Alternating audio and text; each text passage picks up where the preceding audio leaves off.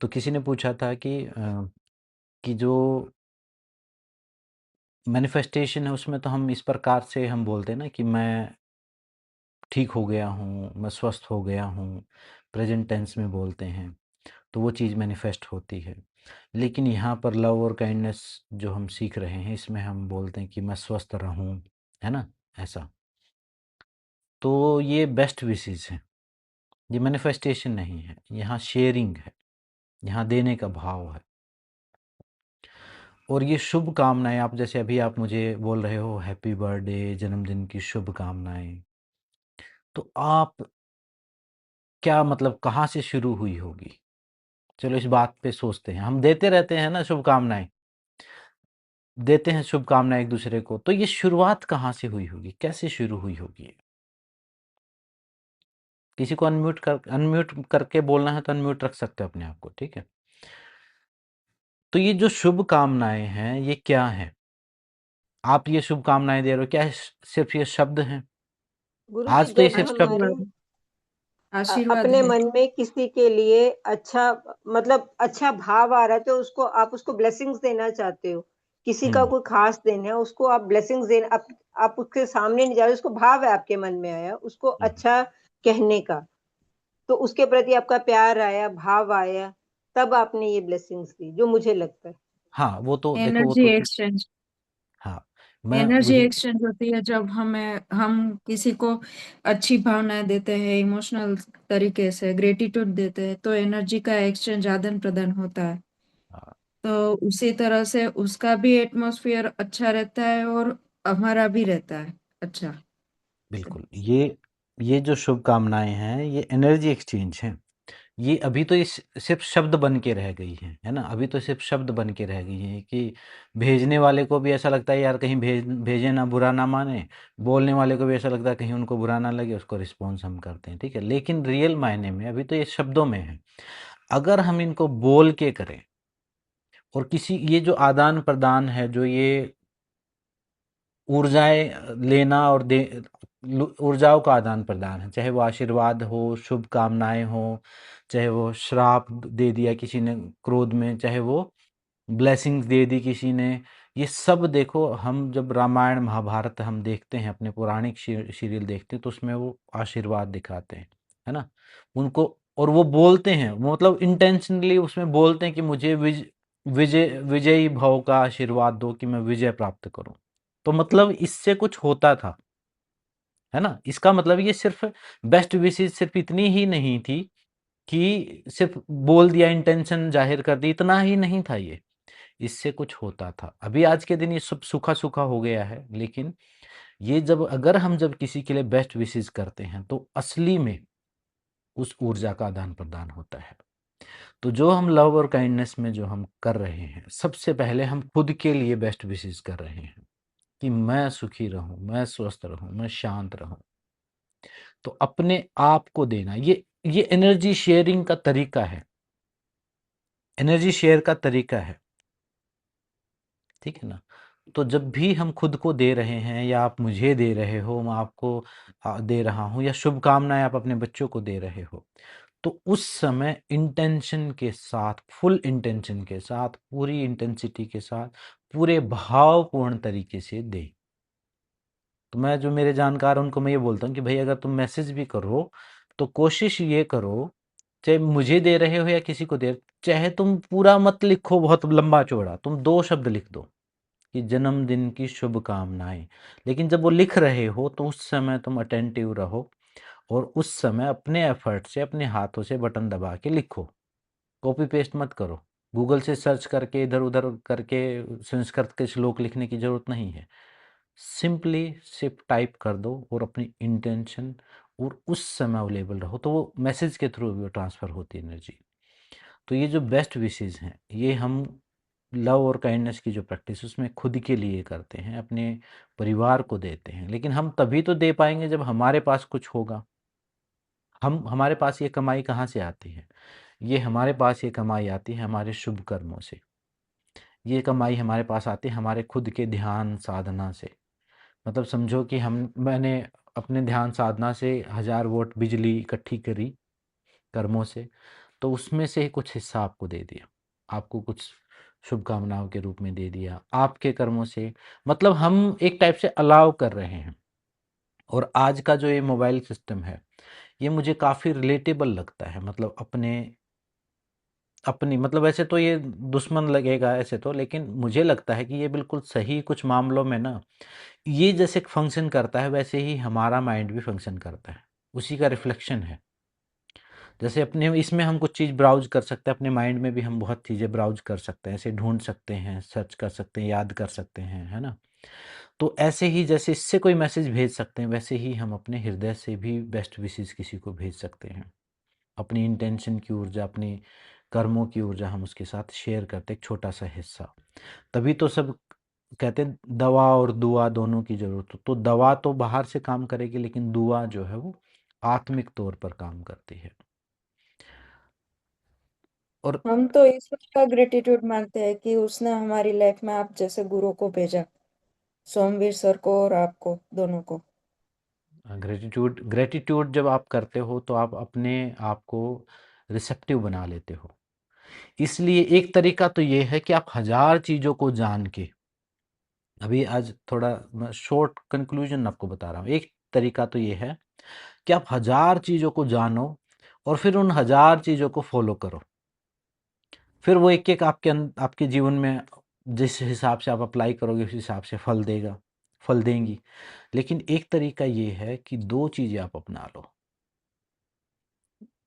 ये लव और काइंडनेस। ये उच्च स्तर की एडवांस बुद्धिस्ट प्रैक्टिसेस हैं। जैसे अपने सनातन धर्म में तो क्या है कि चीज़ें बहुत कॉम्प्लिकेटेड कर दी हैं अभी अभी आज के युग में, लेकिन एडवांस लेवल पर जो कोर प्रिंसिपल्स जो हैं, जैसे पतंजलि के एक जो कोर महर्षि पतंजलि ने जो योग सूत्र में जो बताया, वो जो कोर प्रिंसिपल है, मतलब रिचुअल को छोड़ दो आप, कोर प्रिंसिपल जो है वो लव और काइंडनेस है। मतलब ग्रेटिट्यूड पहली प्रैक्टिस, ग्रेटिट्यूड और शेयर करना, ये आप शुरू कर दो। आप जैसे ही शुरू करोगे वैसे ही बढ़ना शुरू हो जाएगा आपके पास, आपकी जीवन जो भी आप शेयर करोगे वो बढ़ना शुरू हो जाएगा। ठीक है, वो आपका ज्ञान बांटोगे तो ज्ञान बढ़ना शुरू हो जाएगा। अब जैसे मान लो मैं आपको ज्ञान दे रहा हूँ तो मेरा भी बढ़ता जा रहा है, मुझे भी खुद नई नई चीज़ें रोज रोज रोज समझ में आती जा रही हैं। ऐसा नहीं कि मेरे पास खत्म हो रहा है। और इतने साल से मैं अपने वीडियो देखता हूँ तो मैं देखता हूँ यार इतनी इतनी चीज़ मैंने कैसे बता दी। सही में मुझे कुछ नहीं पता, लेकिन वो इतनी चीज़ें कैसे बता पाया मैं, क्योंकि वो बाँटने से वो चीज़ आई। तो एक तो ये शेयरिंग वाला पार्ट और एक ये ग्रैटिट्यूड वाला पार्ट, ये 2 चीज़ बिल्कुल पल्ले गाँठ बाँध लो। 5 सिद्धांत मैंने वीडियो भी बनाई, 5 सिद्धांत जो हैं मैंने अपनी लाइफ़ में इम्प्लीमेंट किए, तो आपकी लाइफ़ में भी वो काम करेंगे और वो बिल्कुल नियम जैसे हैं, समझ लो। ठीक है? एक तो है गहरा प्रेम। मतलब आपके अंदर प्रेम का भाव होना ज़रूरी है। अगर आप नहीं कर रहे हो, फ़ील कर रहे हो, मतलब प्रेम का मतलब ऐसा नहीं कि अपोज़िट जेंडर के लिए। प्रेम का मतलब वो एक हर पशु-पक्षी के लिए, हर प्राणी के लिए, आपके परिवार के सदस्यों के लिए, टफ़ से टफ़ मनुष्य के लिए, न्यूट्रल से न्यूट्रल के लिए, ईज़ी से ईज़ी के लिए, अपने लिए, स्वयं के लिए। प्रेम की को सिद्ध कर लो आप। अभी तो हम प्रेम ये सोचते हैं कि प्रेम किसी एक व्यक्ति से हो जाता है। वो प्रेम तो एक वो तो केमिकल है हमारी बॉडी में, हार्मोनल है कि हमें किसी को पुरुष को स्त्री अच्छी लगती है, स्त्री को पुरुष को ही अच्छा लग जाता है, वो नहीं। प्रेम का मतलब है वो सिद्धि कर लेना उस भाव की। तो पहला तो प्रेम भाव, ठीक है। दूसरा मैत्री भाव। मैत्री भाव जैसे ही आप प्रैक्टिस करोगे अपने जीवन में, तो आपके जीवन से जो द्वेष है वो समाप्त हो जाएगा। अभी जो आप सोचते हो ना कि किसी के लिए कुछ कभी-कभी आ जाता है कोई बुरा भाव, वो आना बंद हो जाएगा और लोगों के अंदर भी आपके प्रति बुरा भाव आना बंद हो जाएगा। तो पहला है गहरा प्रेम, मैत्री और फिर है थैंकफुलनेस, ग्रैटिट्यूड। ये मैं वो 5 चीज़ें बता रहा हूँ जो मैंने प्रैक्टिस की हैं, जिनका मैंने अपने जीवन में देखा। और मैंने कोई लंबी-चौड़ी साधनाएँ नहीं की, ना मैं कभी पहाड़ों में गया, ना मैं कभी हिमालय पे गया। लेकिन मैंने इन चीज़ों को अपनी डेली लाइफ में उपयोग किया। और कहीं-कहीं ऐसा नहीं कि कहीं एक बार किसी ने बता दी, तो एक चीज़ मैंने कहीं से सीखी, फिर उसको कुछ दिन अभ्यास किया, तो फिर दूसरी प्रैक्टिस आदत आदत डाली वो। तो गहरा प्रेम, मैत्री, धन्यवाद। इसलिए मैं हर रोज़ अभी इसमें मैंने ग्रैटिट्यूड को जोड़ा कि हर रोज़ 5 चीज़ों का धन्यवाद दो। और ये मत सोचो कि इसका दूँ कि नहीं दूँ, चाहे वो 1 दिन का हो, उसका भी दो। हम्म, मुझे याद है जब मैं मेडिटेशन करता करता था शुरू में, तो मैं धन्यवाद का ये जब मेडिटेशन करता था, तो धन्यवाद देते-देते क्योंकि चीज़ें खत्म हो जाएँगी, इसका हमने दे दिया, उसका दे दिया।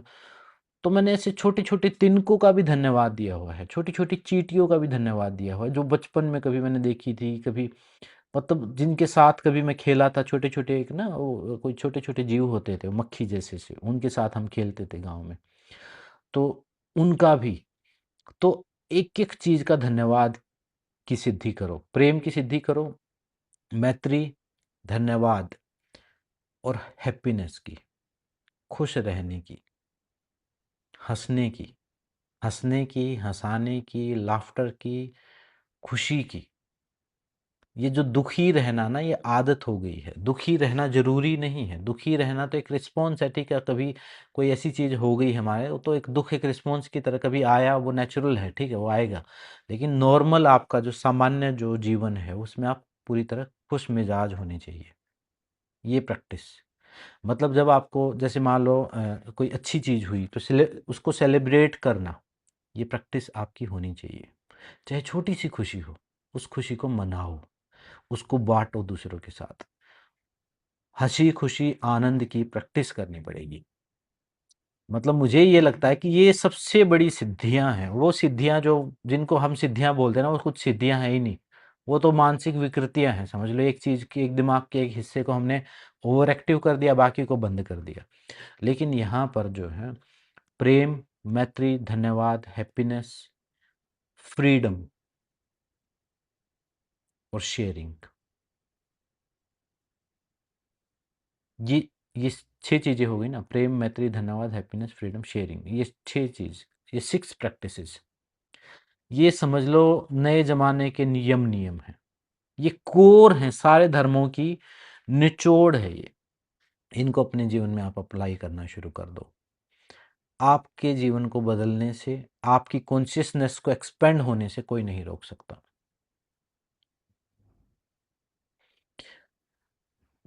कॉन्शियसनेस आपकी ऑलरेडी एक्सपेंडेड ही है। मतलब आप अपने आप में पूर्ण ही हो, समझ लो।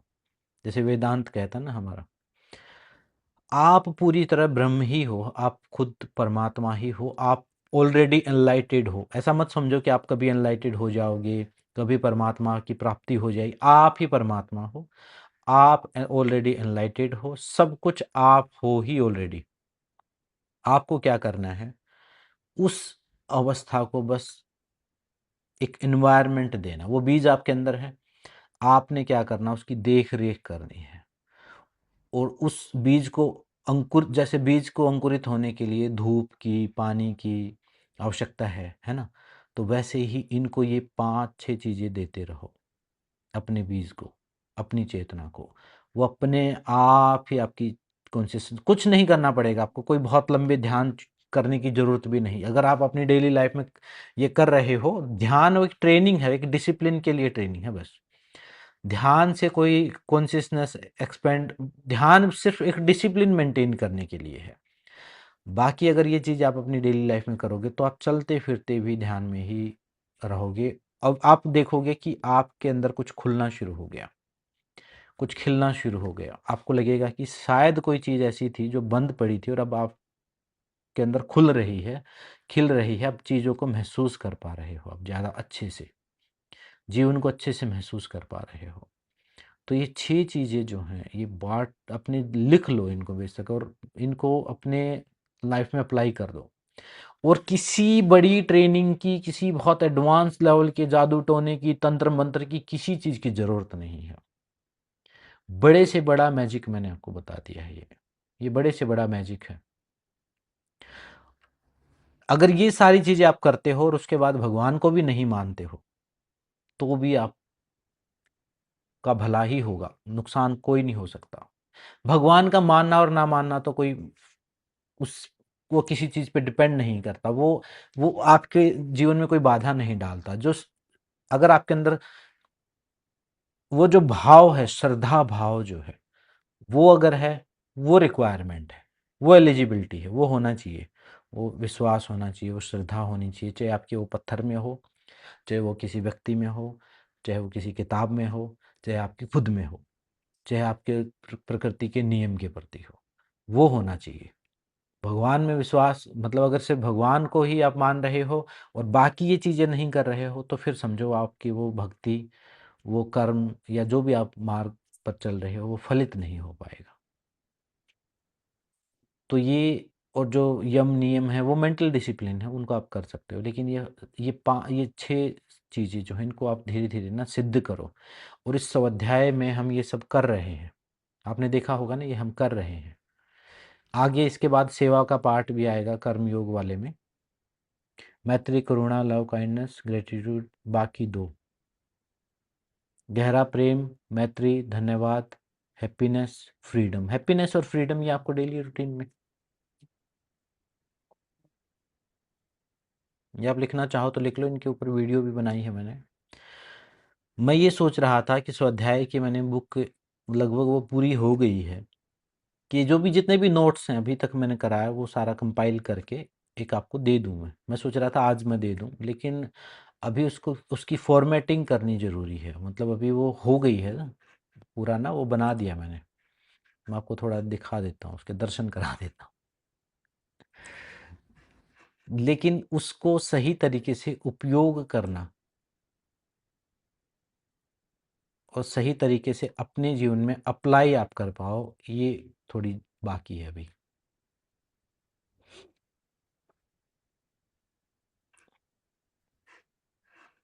सारे नोट्स मैंने इकट्ठे करके एक टाइप से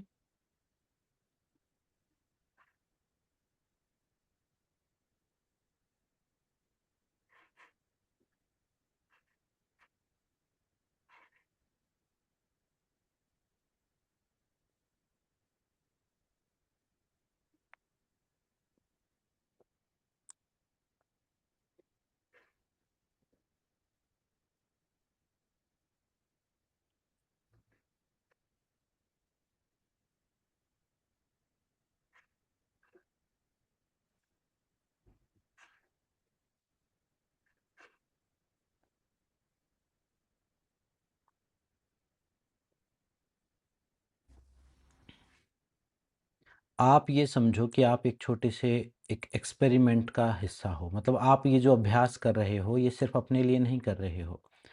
इससे भविष्य में कुछ बड़ा बनने वाला है, समझ लो, उसका एक छोटा हिस्सा हो आप। ठीक है? तो जो भी आप कर रहे हो, उसको रिस्पॉन्सिबिलिटी के साथ पूरी तरह से करो। अगर आप मतलब या तो उसमें पार्टिसिपेट ही मत करो, अगर कर रहे हो तो उसको करो। तो ये मैंने इसमें क्या किया, मैंने सारे जो जितने भी नोट्स थे, सारे कंपाइल कर दिए उनको थोड़ा सिस्टमैटिक तरीके से। ठीक है? ताकि अगर ये किसी के पास हो, तो वो अपने से मतलब ये इसको बुक कहना ठीक नहीं, ये वर्क बुक आप बोल सकते हो। जैसे बच्चों की डायरी होती है ना एक होमवर्क की, ऐसा आप बोल सकते हो। तो इसमें मैंने बिल्कुल शुरुआत से लेके अभी तक तो जैसे जो हिस्सा हुआ है वो भी, और जो हो सकता है अभी आगे हम लेके आएँगे वो भी, इसमें सारा कंपाइल कर दिया मैंने। कि पहले आप शुरुआत में खुद को फाउंडेशन से शुरू करते हैं स्वाध्याय के हम।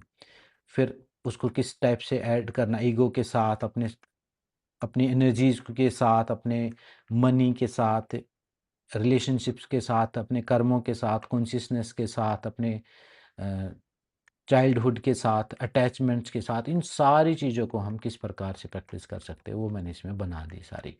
और अभी तो मैंने फ़िलहाल इसको अपनी जो व्हाट्सएप वाली लैंग्वेज है, उसी में मैंने इसको लिखा है। क्योंकि अगर मैं बहुत परफेक्ट हिंदी इंग्लिश लिखने लग जाऊँगा ना, तो मेरे बस की बात नहीं रहेगी। मेरा दिमाग जो है उसको वो विथड्रॉ कर देगा, कहेगा कि भाई तेरे बस की बात नहीं, छोड़ दो। तो अभी फ़िलहाल मैंने इसको उसी लैंग्वेज में लिखा जैसे अपने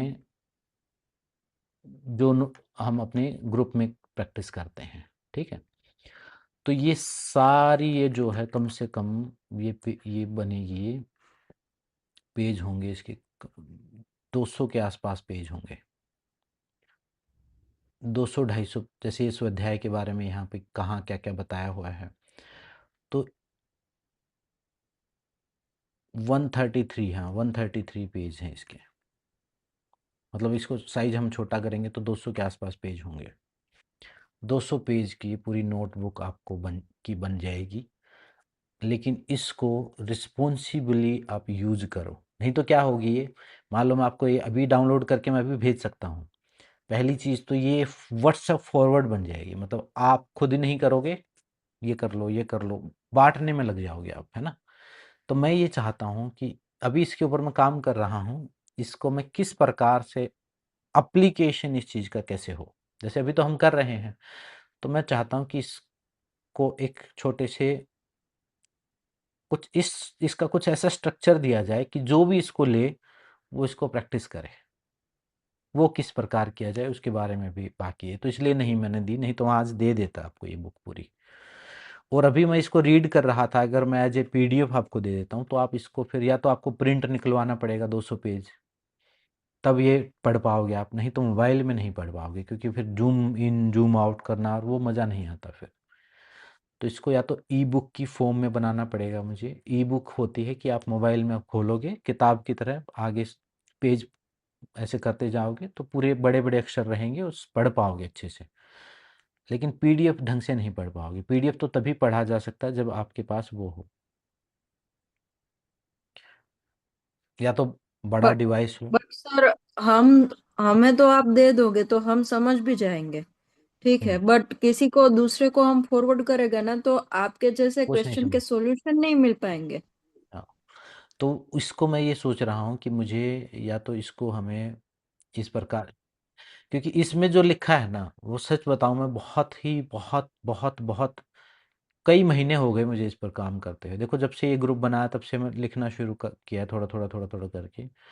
तो इसको बनाने में कई, और अब भी ये पूरा बनी बनी नहीं, इसमें थोड़ी और करेक्शंस होंगे। तो मैं सोचता हूँ कि ये एफर्ट जो है ऐसे ही खराब ना जाए, नहीं तो क्या होगा, एक पीडीएफ फाइल बन जाएगी, उसको लोग इधर से उधर फेंकते रहेंगे, कोई वैल्यू नहीं रहेगी उसकी। और ऐसी ऐसी वर्कबुक तैयार हो गई है ये, मतलब मैं बहुत बहुत एडवांस लेवल की। तो हो सकता है इसको हम स्टडी फॉर्म में हम लें, कि जैसे इसको आगे फ्यूचर में, मतलब थोड़ा इसको पूरा करने के बाद, कि हम क्लास ही कर लें हर रोज़, एक छोटी सी क्लास ही हम हर रोज़ कर लें, क्लास कंडक्ट कर लें, मतलब मैं पढ़ा दूँ आपको। जैसे अभी हम जूम पे आए हैं, बस एक पढ़ा दूँ, 15-20 मिनट का एक छोटा सा टाइम रखें, एक टॉपिक के बारे में हम बात करें, उससे रिलेटेड जो क्वेश्चन है वो आप पूछो और फिर उस पर काम करो।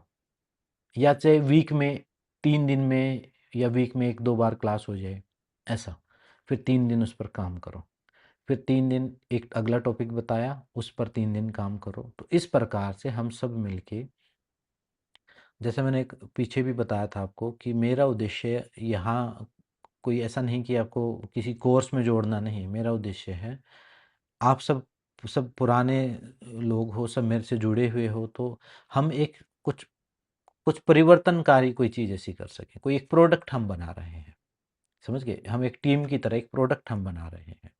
लेकिन वो तभी बन पाएगा जब आप सब काम करोगे उसके ऊपर। तो अभी मैं आप सबको थोड़ी थोड़ी जिम्मेदारी कुछ ना कुछ दूंगा इस बुक से रिलेटेड। और ये बुक जो है, अगर ये सही तरीके से हम इसको अप्लाई कर पाएंगे तो पहले तो हमारे जीवन में तो अच्छे परिवर्तन होंगे ही, हमारा जीवन तो सुखमय हो जाए एटलीस्ट, सबसे पहला हमारा ये उद्देश्य है, उसके बाद दूसरों तक पहुंच पाए ये बात। और इसमें वो बातें मैंने बताई हैं जो नॉर्मली नहीं बताई जाती, हमारी सोशल कंडीशनिंग ऐसी है, हम उन बातों को कर नहीं पाते, या उनको समझ नहीं पाते, या वो चीज़ नहीं पढ़ाई जाती, बाकी सब पढ़ाया जाता है। मेरे जीवन में मैंने 15 साल पढ़ाई करी, आप सबने भी पढ़ाई की होगी है ना, 12-15 साल तो लगभग सबने ही की होगी। तो उसमें से सिर्फ जोड़ घटा गुणा भाग में से छोड़ के मुझे कोई काम नहीं आई। 15 साल के बाद जो पढ़ाई करी मैंने, एक्स्ट्रा जो योगा में जो पढ़ा, वो सब काम आया हुआ है। उसके अलावा एक वो सारी हिस्ट्री ज्योग्राफी वो जो थी, वो इतना था कि उसको मैं ज़्यादा से ज़्यादा 1 साल दे सकता था। 1 साल में मैं वो सारी चीज़ समझ सकता था जो मैंने 15 साल में सीखी। लेकिन 15 साल में कुछ पू 15 साल पूरे के पूरे मेरे तो साफ़ हो गए। आप सबके हो सकता है काम आए हों, लेकिन मेरे नहीं आए। ऐसे ही गँवा दिए मैंने वो। और आगे आने वाला जो समय है, वो स्टडी का पूरा स्ट्रक्चर चेंज हो जाने वाला है। आपके जो बच्चे हैं, अभी तो अभी ये 2-4 साल में पूरा स्टडी का ये किताबें समाप्त हो जाएँगी, स्कूल भी सब कुछ समाप्त हो जाएगा, मैं बता रहा हूँ आपको। क्योंकि ऐसी चीज़ें ही सिर्फ़ स्किल है वही काम आती है। जो फालतू की जो अब मान लो पहले आपको कोई हिस्ट्री जाननी होती कि कौन-सी लड़ाई कब कौन से उसमें हुई, वो सब चीज़ें अब एक क्लिक पे ही पूरी फ़ाइल बाहर लो। समझ गए? तो इत वो चीज़ें बहुत ज़्यादा चेंज हो जाने वाली हैं, तो हमें खुद को एजुकेट उस हिसाब से भी करना है। अब आगे हमारे जो देश में जो क्राइसिस आ रहे हैं या आ चुके हैं, मेंटल हेल्थ के क्राइसिस हैं वो, मेंटल हेल्थ। तो ये जो स्वाध्याय है ये मेंटल हेल्थ के लिए है। और ये मेंटल हेल्थ में हम वो थेरेपी यूज़ कर रहे हैं जो हमारे ऋषि मुनियों ने बता दी। एक थेरेपी तो वो है जो डॉक्टर बताएगा कि ये दवाई ले लो आप, ठीक है? डिप्रेशन हो गया तो ये ले लो, एंजाइटी है तो ये ले लो, उसमें ये कर लो, ये केमिकल चेंजेज कर लो। एक तरीका तो वो है। या फिर वो ऐसी काउंसलिंग देगा जो हमारे माइंडसेट के हिसाब से, मतलब मान लो वेस्टर्न वेस्टर्न का कोई साइकोलॉजिस्ट हमें कोई अगर सजेशन दे दे, काउंसलिंग दे दे, तो हमारा समाज सिर्फ बर्बाद होगा, उसमें और कुछ नहीं होगा। क्योंकि हमारी सोशल कंडीशनिंग अलग तरीके से हुई है। हम उनकी तरह उस जीवन को नहीं अडॉप्ट कर पाएंगे। समझते हो? मतलब हम ना घर के रहेंगे ना घाट के रहेंगे। अभी हमारी सिचुएशन कुछ ऐसी है कि मैं ये देख रहा हूँ कि ना हम ईस्ट के हैं ना हम वेस्ट के हैं। वेस्ट वाले तो अपना अपना पूरा जो उन्होंने सीखा है, उनके दादा परदादाओं ने जो सिखाया बढ़िया से वही जीवन जी रहे हैं, और उनके अंदर कोई गिल्ट फील भी नहीं है। सब वो ओपन माइंडेड, उस हर चीज़ को वो अडॉप्ट करके अपने हिसाब से आगे बढ़ रहे हैं। अब हमारे साथ समस्या ये है कि हम कंडीशनिंग हमारी ईस्टर्न है और लाइफ हमारी वेस्टर्न है, तो एक कॉन्फ्लिक्ट रहता है। खुद हम जीना हम वेस्ट की तरह चाहते हैं, लेकिन दूसरों को हम ईस्ट की तरह देखना चाहते हैं। मतलब एक कॉन्फ्लिक्ट पैदा हो गया है, एक साइकोलॉजिकल कॉन्फ्लिक्ट और एक क्राइसिस जैसा मैं थोड़ा महसूस कर रहा हूँ अपने समाज में। और जब से ये सोशल मीडिया आया है और जब से ये इंस्टाग्राम और फेसबुक आए हैं, तब से तो सिचुएशन जो है बहुत वर्स्ट हो गई है। अब यहाँ पर सिर्फ दिखावे के अलावा कुछ भी नहीं है, ऑथेंटिसिटी कहीं भी नहीं है, बिल्कुल भी ख़त्म हो गई है। मतलब अब आपकी दो इमेज हैं। एक इमेज तो है जो आपकी रियल लाइफ में, आपकी नज़रों में, और एक है आपकी सोशल प्रोफाइल पर जो इमेज है। हो सकता है वहाँ आपके मिलियन फॉलोवर हों, हो सकता है वहाँ पर लाखों में फॉलोवर और सब्सक्राइबर हों आपके, लेकिन पर्सनल लाइफ में आप बिल्कुल जीरो हो सकता है ना ऐसा? तो हमारी आने वाली जनरेशन ऐसे ही हो जाएंगी फिर। तो हमें अपने ऊपर मेंटल वर्क करना पड़ेगा, अपने इमोशंस को समझना पड़ेगा, उन पर काम करना पड़ेगा, अपने माइंड के पैटर्न्स को साइंस के साथ भी जोड़ के और अपने आध्यात्मिक जो टीचिंग्स हैं उनके साथ जोड़ के कंबाइन एक फ्यूजन क्रिएट करना पड़ेगा। वो अभी जो हम कर रहे हैं वो यही फ्यूजन ही है। मैं अब कल देख रहा था, अ, जैसे पुराने ज़माने में जो हमारी दादी नानियाँ कहानी सुनाती थी ना कहानियाँ, वो कहानियाँ कंडीशनिंग का काम करती थी हमारे लिए, ठीक है? जैसे मैं बता रहा हूँ आपको कर्म का सिद्धांत, ये मेरी दादी ने मेरे को बचपन में सिखाई थी।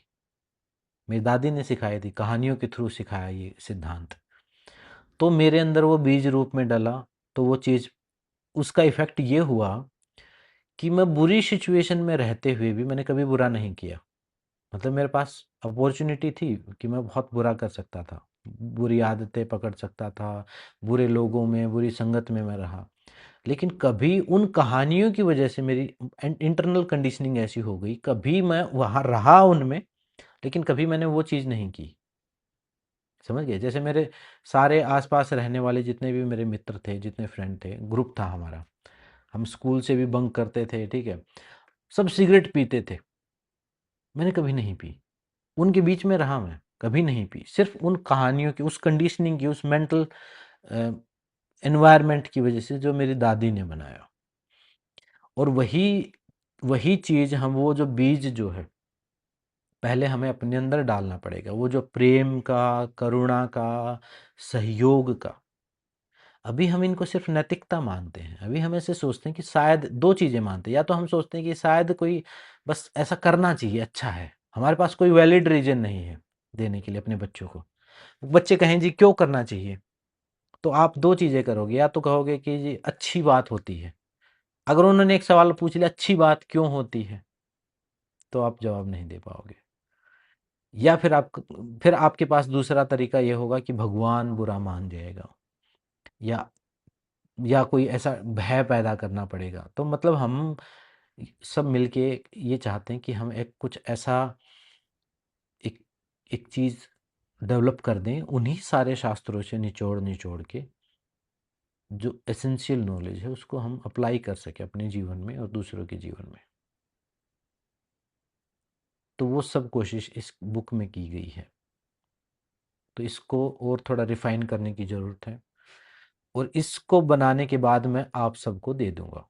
किसको दे दूँगा? आप सबको दूँगा पहले। पहले एक ग्रुप हम बनाएँगे, मान लो 15-20 लोग, जो भी अभी अभी ये सब एक्सपेरिमेंट चल रहे हैं, इससे मुझे पता चल जाएगा कि कौन रेगुलर करने वाले, कौन नहीं करने वाले। फिर उनको हम एक छोटे सिलेबस के तौर पे पढ़ के देखेंगे, उसको अप्लाई करके देखेंगे अपनी लाइफ़ में। कितनी वो प्रैक्टिकल हैं, कहाँ प्रॉब्लम आती है। फिर उसको हम थोड़े बड़े लेवल पर करके देखेंगे। तो एक सिलेबस है वो एक टाइप का। मैंने डिस्कस किया था आप सबसे, क्योंकि मैंने अपनी लाइफ में, अब मैं आज जो है उम्र मेरी 40 इयर्स हो गई, 40 साल का हो गया मैं। मुझे ऐसा लग रहा है कि 4 वाली लाइन में भी मैं 3 वाली लाइन से 4 वाली लाइन में आ गया, 40s में आ गया। तो ये सारी चीज़ें अगर मेरे मुझे पहले पता होती, तो जितने कष्ट मुझे झेलने पड़े वो नहीं झेलने पड़ते, या मेरे माँ-बाप को पता होती। बेसिक सी चीज़ें थी वो, और इतनी थी कि जो स्ट्रगल मान लो 10 साल में मैंने किया, अगर मैं वो स्ट्रगल, अगर इन सारे सिद्धांतों को फ़ॉलो करता, तो वो स्ट्रगल 1 साल हो जाता। मतलब इतना श्रिंक हो सकता था वो, 1 साल में वो सारा काम हो सकता था जो 10 साल में हुआ। मेन तो एक कोरोना काल के बाद ये सारी चीज़ शुरू हुई, है ना? कोरोना आया तो परिवर्तन थोड़ा आया, तो मुझे भी सोचने समझने का मौका मिला, आप सबसे जुड़े, ऑनलाइन जुड़े। तो मैं चाहता हूँ कि ये सारी चीज़ें आपके जीवन में भी आपके साथ में शेयर करो, और आप फिर आगे शेयर करो उस चीज़ को। अब आने वाले साल में, क्योंकि इंसान अब मैं बड़ा हो गया, तो बड़े हुआ तो बड़ी रिस्पॉन्सिबिलिटी आ गई, तब उस पर मैं काम कर रहा हूँ। तो आप सबका सहयोग चाहिए मुझे, शुभकामनाएं तो चाहिए, आप सबका सहयोग भी चाहिए मुझे इस काम में। ठीक है, बाकी तो योग अभ्यास कर रहे हैं, वो सब चीज़ तो सब लोग कर ही रहे हैं, लेकिन ये एक योग को और अध्यात्म को अपने जीवन में अलग तरीके से अप्लाई करने का एक तरीका है। और यहाँ पे मैं पहले ही मैंने ये क्लियर कर दिया था, यहाँ पे मेरा कोई उद्देश्य कोई किसी को गुरु बनाने का, या चेला बनाने का, या कोई कल्ट क्रिएट करने का, या कुछ अलग से कुछ धर्म, अलग से कुछ माइंड गेम खेलने का नहीं है। ईमानदारी के साथ अपने और अपने समाज के लिए शेयरिंग, यही उद्देश्य है कि जिस समाज में हम पले बढ़े उसी के प्रति हमारा एक वो बनता है, जिम्मेदारी बनती है। और मेरा बिल्कुल भी मन नहीं है कि मैं कहीं बाहर रहूं, मेरा मन है कि मैं भारत में रहूं। ठीक है, मुझे पैसे यहाँ ज़्यादा मिल रहे हैं, और भी मिल जाएंगे, लेकिन मेरा बिल्कुल मन नहीं है बाहर रहने का कहीं। मेरा मन है भारत में रहने का, और यहाँ से ये पूरा टेन्योर पूरा करके फिर अगला उद्देश्य मेरा पूरे भारत का भ्रमण करना, और भारत के भ्रमण करके एक ऐसी टीम खड़ी करना। अभी सोमवीर जी का तो आज टेन्योर पूरा हो गया, आज वो फ्लाइट पकड़ के इंडिया आ जाएंगे, मतलब 2-4 दिन में इंडिया पहुंच जाएंगे, बीच में कहीं जाएंगे घूमने वूमने। तो उसके बाद फिर जब हम भारत में होंगे तो हम भारत में रह के भारत के लिए ही काम करें। विदेश में भागना ठीक है, वो मेरी पर्सनल लाइफ के लिए अच्छा हो सकता है, लेकिन जो जिम्मेदारी या जिन जड़ों ने मुझे नरिशमेंट दिया, जहाँ से मैंने वो सारी चीज़ें सीखी, उनको हम ऐसा छोड़ नहीं सकते अकेले। ठीक है, ये भी हो सकता है कि बाहर के लोग जो हैं ज़्यादा वैल्यू करें उन बातों की, भारत के देश की बजाय। लेकिन कोई बात नहीं, जब कोई भी शुरुआत कोई भी होती है ना, तो शुरू में ऐसा ही होता है, 2-4 लोग ही होते हैं समझने वाले। तो जितने भी आप 15-20 लोग हो, जो भी रेगुलर स्वाध्याय प्रैक्टिस कर रहे हो, ये सब कर रहे हो, तो इसको हम जल्दी ही एक अच्छा प्रारूप दे के इसको एक रिसर्च की तरह, एक टीम की तरह काम करें। और आप भी फिर एक छोटी-छोटी टीम बनाओ। जैसे मान लो मैंने आपने एक बार ये पूरा प्रोजेक्ट हो गया, जैसे अभी प्रोजेक्ट 2 ये 2 हो गया, तो इसके बाद एक और हम करेंगे। उसमें फिर ये आपके मनी ब्लॉक जो हैं माइंड के, और जो आपके कर्म, संस्कार, कॉन्शियसनेस, ये कई सारी चीज़ें बची हैं अभी थोड़ी, उनको भी उसमें हम कवर कर लेंगे लव काइंडनेस के बाद। फिर फिर आप अपने लेवल पे, जो बुक मैं आपको दूँगा, उस बुक को अपने लेवल पे, अपनी समझ से, अपने 2-4 लोगों के साथ प्रैक्टिस करके देखना उसको। क्या वो चीज़ आप किसी बाकियों के जीवन में अप्लाई हो, प्रैक्टिकल है, या मेरी सिर्फ़ ऐसे ही दिमाग में मैंने सोच लिया है? एक बार ऐसा करके देखना। अभी अगर आप अभी जो कर रहे हो, अभी आपको कोई अनुभव हो रहा है इस प्रैक्टिस से, तो आप अपने जीवन में क्या महसूस करते हो? ये प्रैक्टिकल चीज़ें हैं या फिर ऐसे ही थ्योरेटिकल हैं? आप अपने विचार मुझे दीजिए। अनम्यूट कर लो एक-एक करके। नहीं सर, ये कम्प्लीटली प्रैक्टिकल है। हुँ, ठीक है, मैंने बहुत सारी चीजें इसमें से सीखी। हुँ, हुँ। आज 2 दिन पहले आपने रिएक्शन और वो बोला कि रिएक्शन कॉन्शियस से देना है, रिएक्ट एबनॉर्मली नहीं करना है। तो मैं इस बात का ध्यान रखती हूँ कभी कभार, और कभी कभार रिएक्ट ऑटोमेटिकली हो जाता है। But then also I try कि मैं ध्यान रखूं कि रिएक्शन ना दूं सामने वाले को, और नहीं, जैसा मैं ऑटोमेटिक सोचूं। हो जाए कोई बात नहीं, उसमें कोई उसको बुरा समझने की ज़रूरत नहीं, क्योंकि सालों साल से हमने वही प्रैक्टिस किया, तो क्या दिक्कत है? कोई बात नहीं, हो जाए तो हो जाए। बट सर, हमें कार्मिक बंधन को कट करना होता है, तो फिर ये प्रैक्टिस करते हैं तो वो भी कट हो जाएगा ना। अभी इसको बहुत आराम-आराम से इंड्यूस करना, अपनी लाइफ में ना बहुत आराम-आराम से इम्प्लीमेंट करना। इतना आसान काम नहीं है ये, बहुत थोड़ा-थोड़ा, कभी-कभी हो जाए, कभी नहीं हो, कोई बात नहीं, कभी हो जाए, फिर वो पैटर्न इतना इसमें इंस्टेंट, मतलब मैं ये नहीं कह रहा कि इसको आप 1 महीने के अंदर ही अप्लाई कर लो, लेकिन इसको धीरे-धीरे कोशिश करो। और ये देखो कि ये जो हम कर रहे हैं, क्या इससे कुछ परिवर्तन आ रहा है? क्योंकि महात्मा बुद्ध से मैंने ये चीज़ें सीखी। देखो, महात्मा बुद्ध ने 3 चीज़ें बताई: शील, समाधि, प्रज्ञा। ठीक है? शील में क्या है? यही जो हम कर रहे हैं, सारे शील और स्वाध्याय का पार्ट, ये जो हम कर रहे हैं, सेल्फ सेल्फ डिसिप्लिन, एक मेंटल डिसिप्लिन, सेल्फ अवेयरनेस, जागते हुए। ठीक है? समाधि का मतलब है ध्यान का अभ्यास, जागते हुए, मतलब जो माइंडफुल जो एक्ट है वो।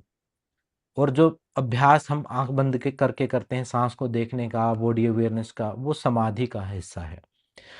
जब ये 2 चीज़ करते हैं, तो तीसरी चीज़ पैदा होती है प्रज्ञा, मतलब अंतर्ज्ञान पैदा होता है। जब आप माइंडफुल जीवन जीते हो, जीवन में बाहर के ये जो एक्शन, रिएक्शन, इनके प्रति जागरूक होते हो, अपने कर्मों के प्रति, और बुरे कर्म नहीं करते हो, और फिर साथ में ध्यान का अभ्यास करते हो, तो तीसरी चीज़ पैदा होती है प्रज्ञा।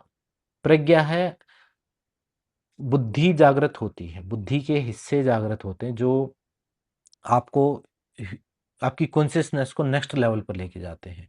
और जिसकी कॉन्शियसनेस नेक्स्ट नेक्स्ट लेवल पर चली गई, वो उसकी प्रोग्रेस होनी ही है, उसको कोई रोक नहीं सकता। एक एक बुक पढ़ लेना आप, जिसने नहीं पढ़ी, map of consciousness, map of consciousness, उसकी बुक समरी भी है यूट्यूब पर, वो सुन लेना, और कुछ पढ़ नहीं पाओ तो map of consciousness. Hindi English में मिल जाएगी। आपको ये समझ में आएगा कि जो भी हमारे साथ हो रहा है ना, हम चीज़ों को नहीं बदल सकते बाहर, हम खुद को बदल सकते हैं। जब खुद को बदलेंगे तो वो अपने आप बाहर की चीज़ें बदल जाने वाली। एक तो है कि हम बाहर की परिस्थितियों से लड़ें, है ना? अभी आपके दिमाग में ये चीज़ आ सकती है कि ये सर जो भी आप लेक्चर दे रहे हो या ये जो भी ऊट-पटांग हरकतें बता रहे हो ग्रुप में, फलाना व्यक्ति तो ऐसा है, मेरी नौकरी ऐसी है, मेरी लाइफ की सिचुएशन ऐसी है, मेरे घर में ये झगड़े रहते हैं, मेरा पति ऐसा, मेरी पत्नी ऐसी, मेरी देवरानी, जेठानी, पड़ोसी, मेरे सरकार ऐसी, है ना? कुछ भी बोल सकते हो आप। ये सब आपकी वजह से ही ऐसे हैं, समझ गए? इनको नहीं बदलना आपने अपने आप को बदलना है।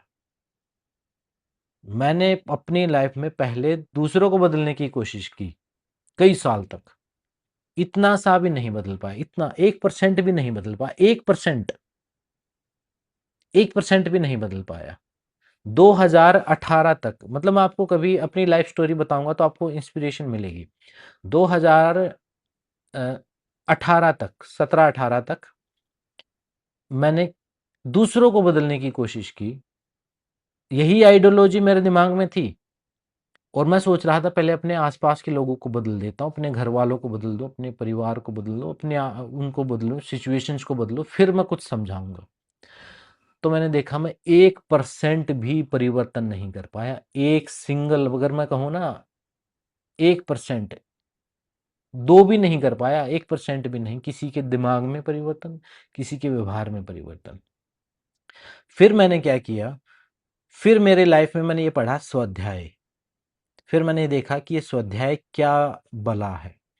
फिर मैंने महात्मा बुद्ध की माइंडफुलनेस, जागृति और इससे जो दिमाग में होने वाले परिवर्तन हैं, और माइंडफुल जो हम अपने लाइफ को जीते हैं कॉन्शियसली, जो योग कर्मसु कौशलम, मैंने इन 2-3 शब्दों के ऊपर पढ़ा। अभ्यास, वैराग्य, इन चीज़ों को पढ़ा। ये अभ्यास और वैराग्य मैंने तब लिखवाया था। मैंने कहा अब आज के बाद मेरी लाइफ में दूसरों को नहीं बदलूंगा, मैं अपने आप को बदलूंगा।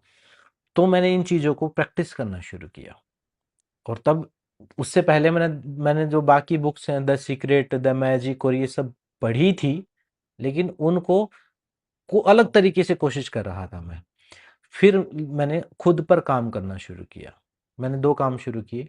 एक तो अपने खान-पान को ठीक करना शुरू किया और एक एक्सरसाइज करना शुरू किया, ठीक है? और खुद पर ध्यान देना शुरू किया और खुद के लिए मेडिटेशन, जो वो तो मैं पहले भी करता था। तो 3 चीज़ें मैंने शुरू की।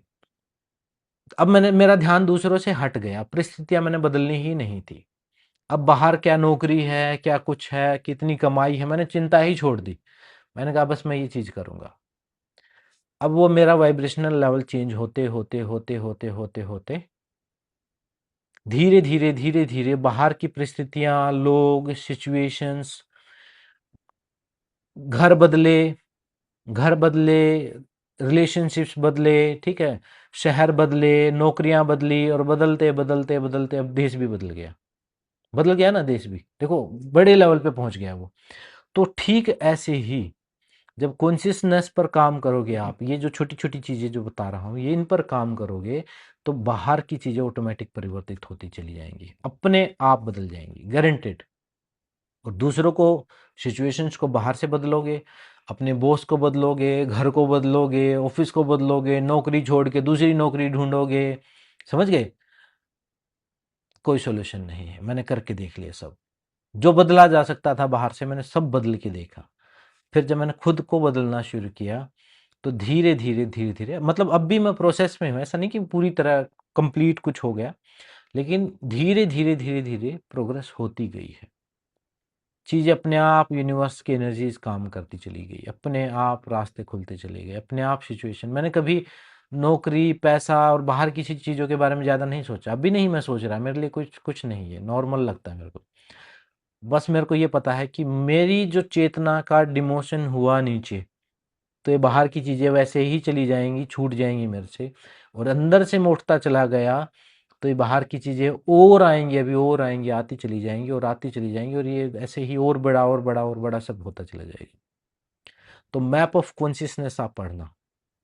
मैप ऑफ कॉन्शियसनेस में ये बताया है कि तब आपको ये समझ में आएगा कि कुछ उसमें उदाहरण दिए हुए हैं कि एक आदमी कहीं, आप देखो जैसे इब्राहिम लिंकन देखो, हिटलर देखो, अच्छे और बुरे लोगों के उदाहरण दिए उसमें कि वो एक टाइम से एक गली में किसी झोपड़पट्टी में पैदा होके वो पूरे पूरे देश को चलाने वाले कैसे बन गए। आप सोचो, मान लो हमारे प्रधानमंत्री नरेंद्र मोदी, वो कभी मान लो चाय बेचने वाला आदमी प्रधानमंत्री कैसे बन सकता, आप सोच सकते हो क्या? कैसे बना? क्या छल कपट से बना वो? नहीं, उसकी कॉन्शियसनेस से बना। कॉन्शियसनेस पर काम किया उसने। मेरे जो फ्रेंड हैं डॉक्टर सोमवीर आर्य, डॉक्टर सोमवीर आर्य और मैं, हम आपस में हमारे हम एक दूसरे की यात्रा के बिल्कुल विटनेस हैं। मैं ये देख रहा हूँ कि वो आदमी गांव के सरकारी स्कूल से उठ के फेल हो के, वैसे ही फेल हो के नकल मार के पास हो गया, ऐसे ऐसा इंसान पूरे अपने भारत देश को रिप्रेजेंट कर रहा है, डायरेक्टर की पोस्ट पे पहुंच गया वो। किस लिए पहुंचा? उसकी कॉन्शियस, उसके लगातार खुद पर काम करने की वजह से। दूसरों पे काम नहीं किया उसने, अपने ऊपर काम किया। तो जो ये स्वाध्याय है ये इम्पोर्टेंट है आपकी लाइफ को चेंज करने के लिए। जब आपकी कॉन्शियसनेस एक्सपेंड होगी ना, तो बाहर की सिचुएशन अपने आप चेंज हो जाएंगी, अपने आप। कुछ और करने की आवश्यकता नहीं। बदलने की, जब कुछ कुछ ऐसा कुछ गलत काम हो या कुछ ऐसा हो कि जहां आवाज उठाने की जरूरत, तो वहां उठाओ, लेकिन तो भी माइंडफुल रहो, कॉन्शियस रहो, जागरूक रहो। मतलब हमारे जो 7 चक्र हैं, इसमें मैंने एक चैप्टर ऐड किया है अभी तक। आपको वो मैंने कराया है पहले वो चैप्टर, लेकिन इसमें नहीं कराया मैंने। वो पहले वाई भाई वाले पार्ट में कराया था, वाई भाई एक चैलेंज कराया था, उसमें मैंने करवाया था। तो जो हमारी चक्रों की जो ऊर्जा है, जो हम कहते हैं ना कि हमारी कुंडलिनी यहाँ आ गई, वहां आ गई, यहाँ पहुंच गई, वहां पहुंच गई, ये चक्रों से आपकी चेतना का विस्तार होता है। मैं आपको एक वो दिखाता हूँ, रुको।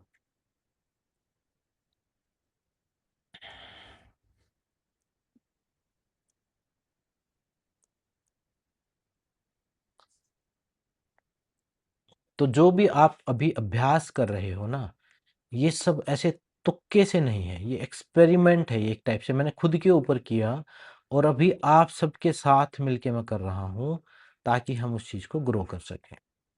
उस चीज को फिर हर आदमी के, हर इंसान के जीवन में, खासकर हम अपने और अपने आसपास के लोगों के जीवन में तो ला सकें। है ना? हो सकता है अभी इतनी लंबी आयु तो हमारी ना हो कि हम सबके जीवन में वो सब ला सकें, लेकिन अपने आसपास के लोगों के, जिनकी हम फिक्र करते हैं।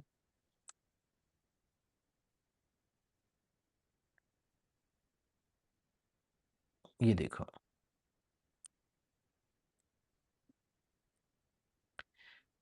ये मैप ऑफ कॉन्शियसनेस।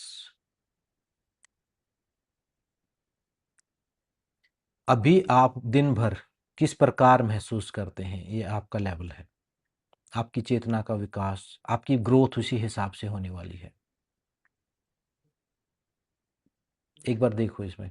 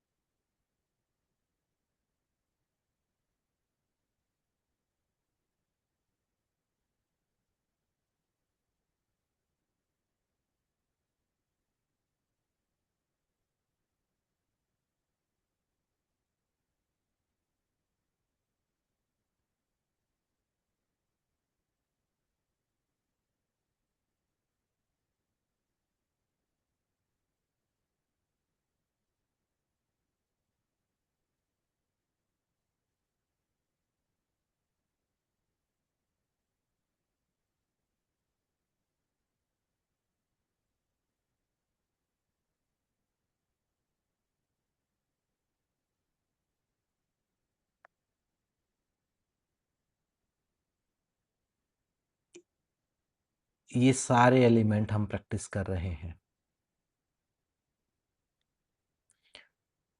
ये जो स्वाध्याय हम कर रहे हैं, ये जो प्रोजेक्ट हम कर रहे हैं, ये प्रोजेक्ट में इसमें हम क्या कर रहे हैं, हम अपने आप को यहाँ से धीरे धीरे धीरे धीरे धीरे धीरे उठा के ऊपर लेके जा रहे हैं।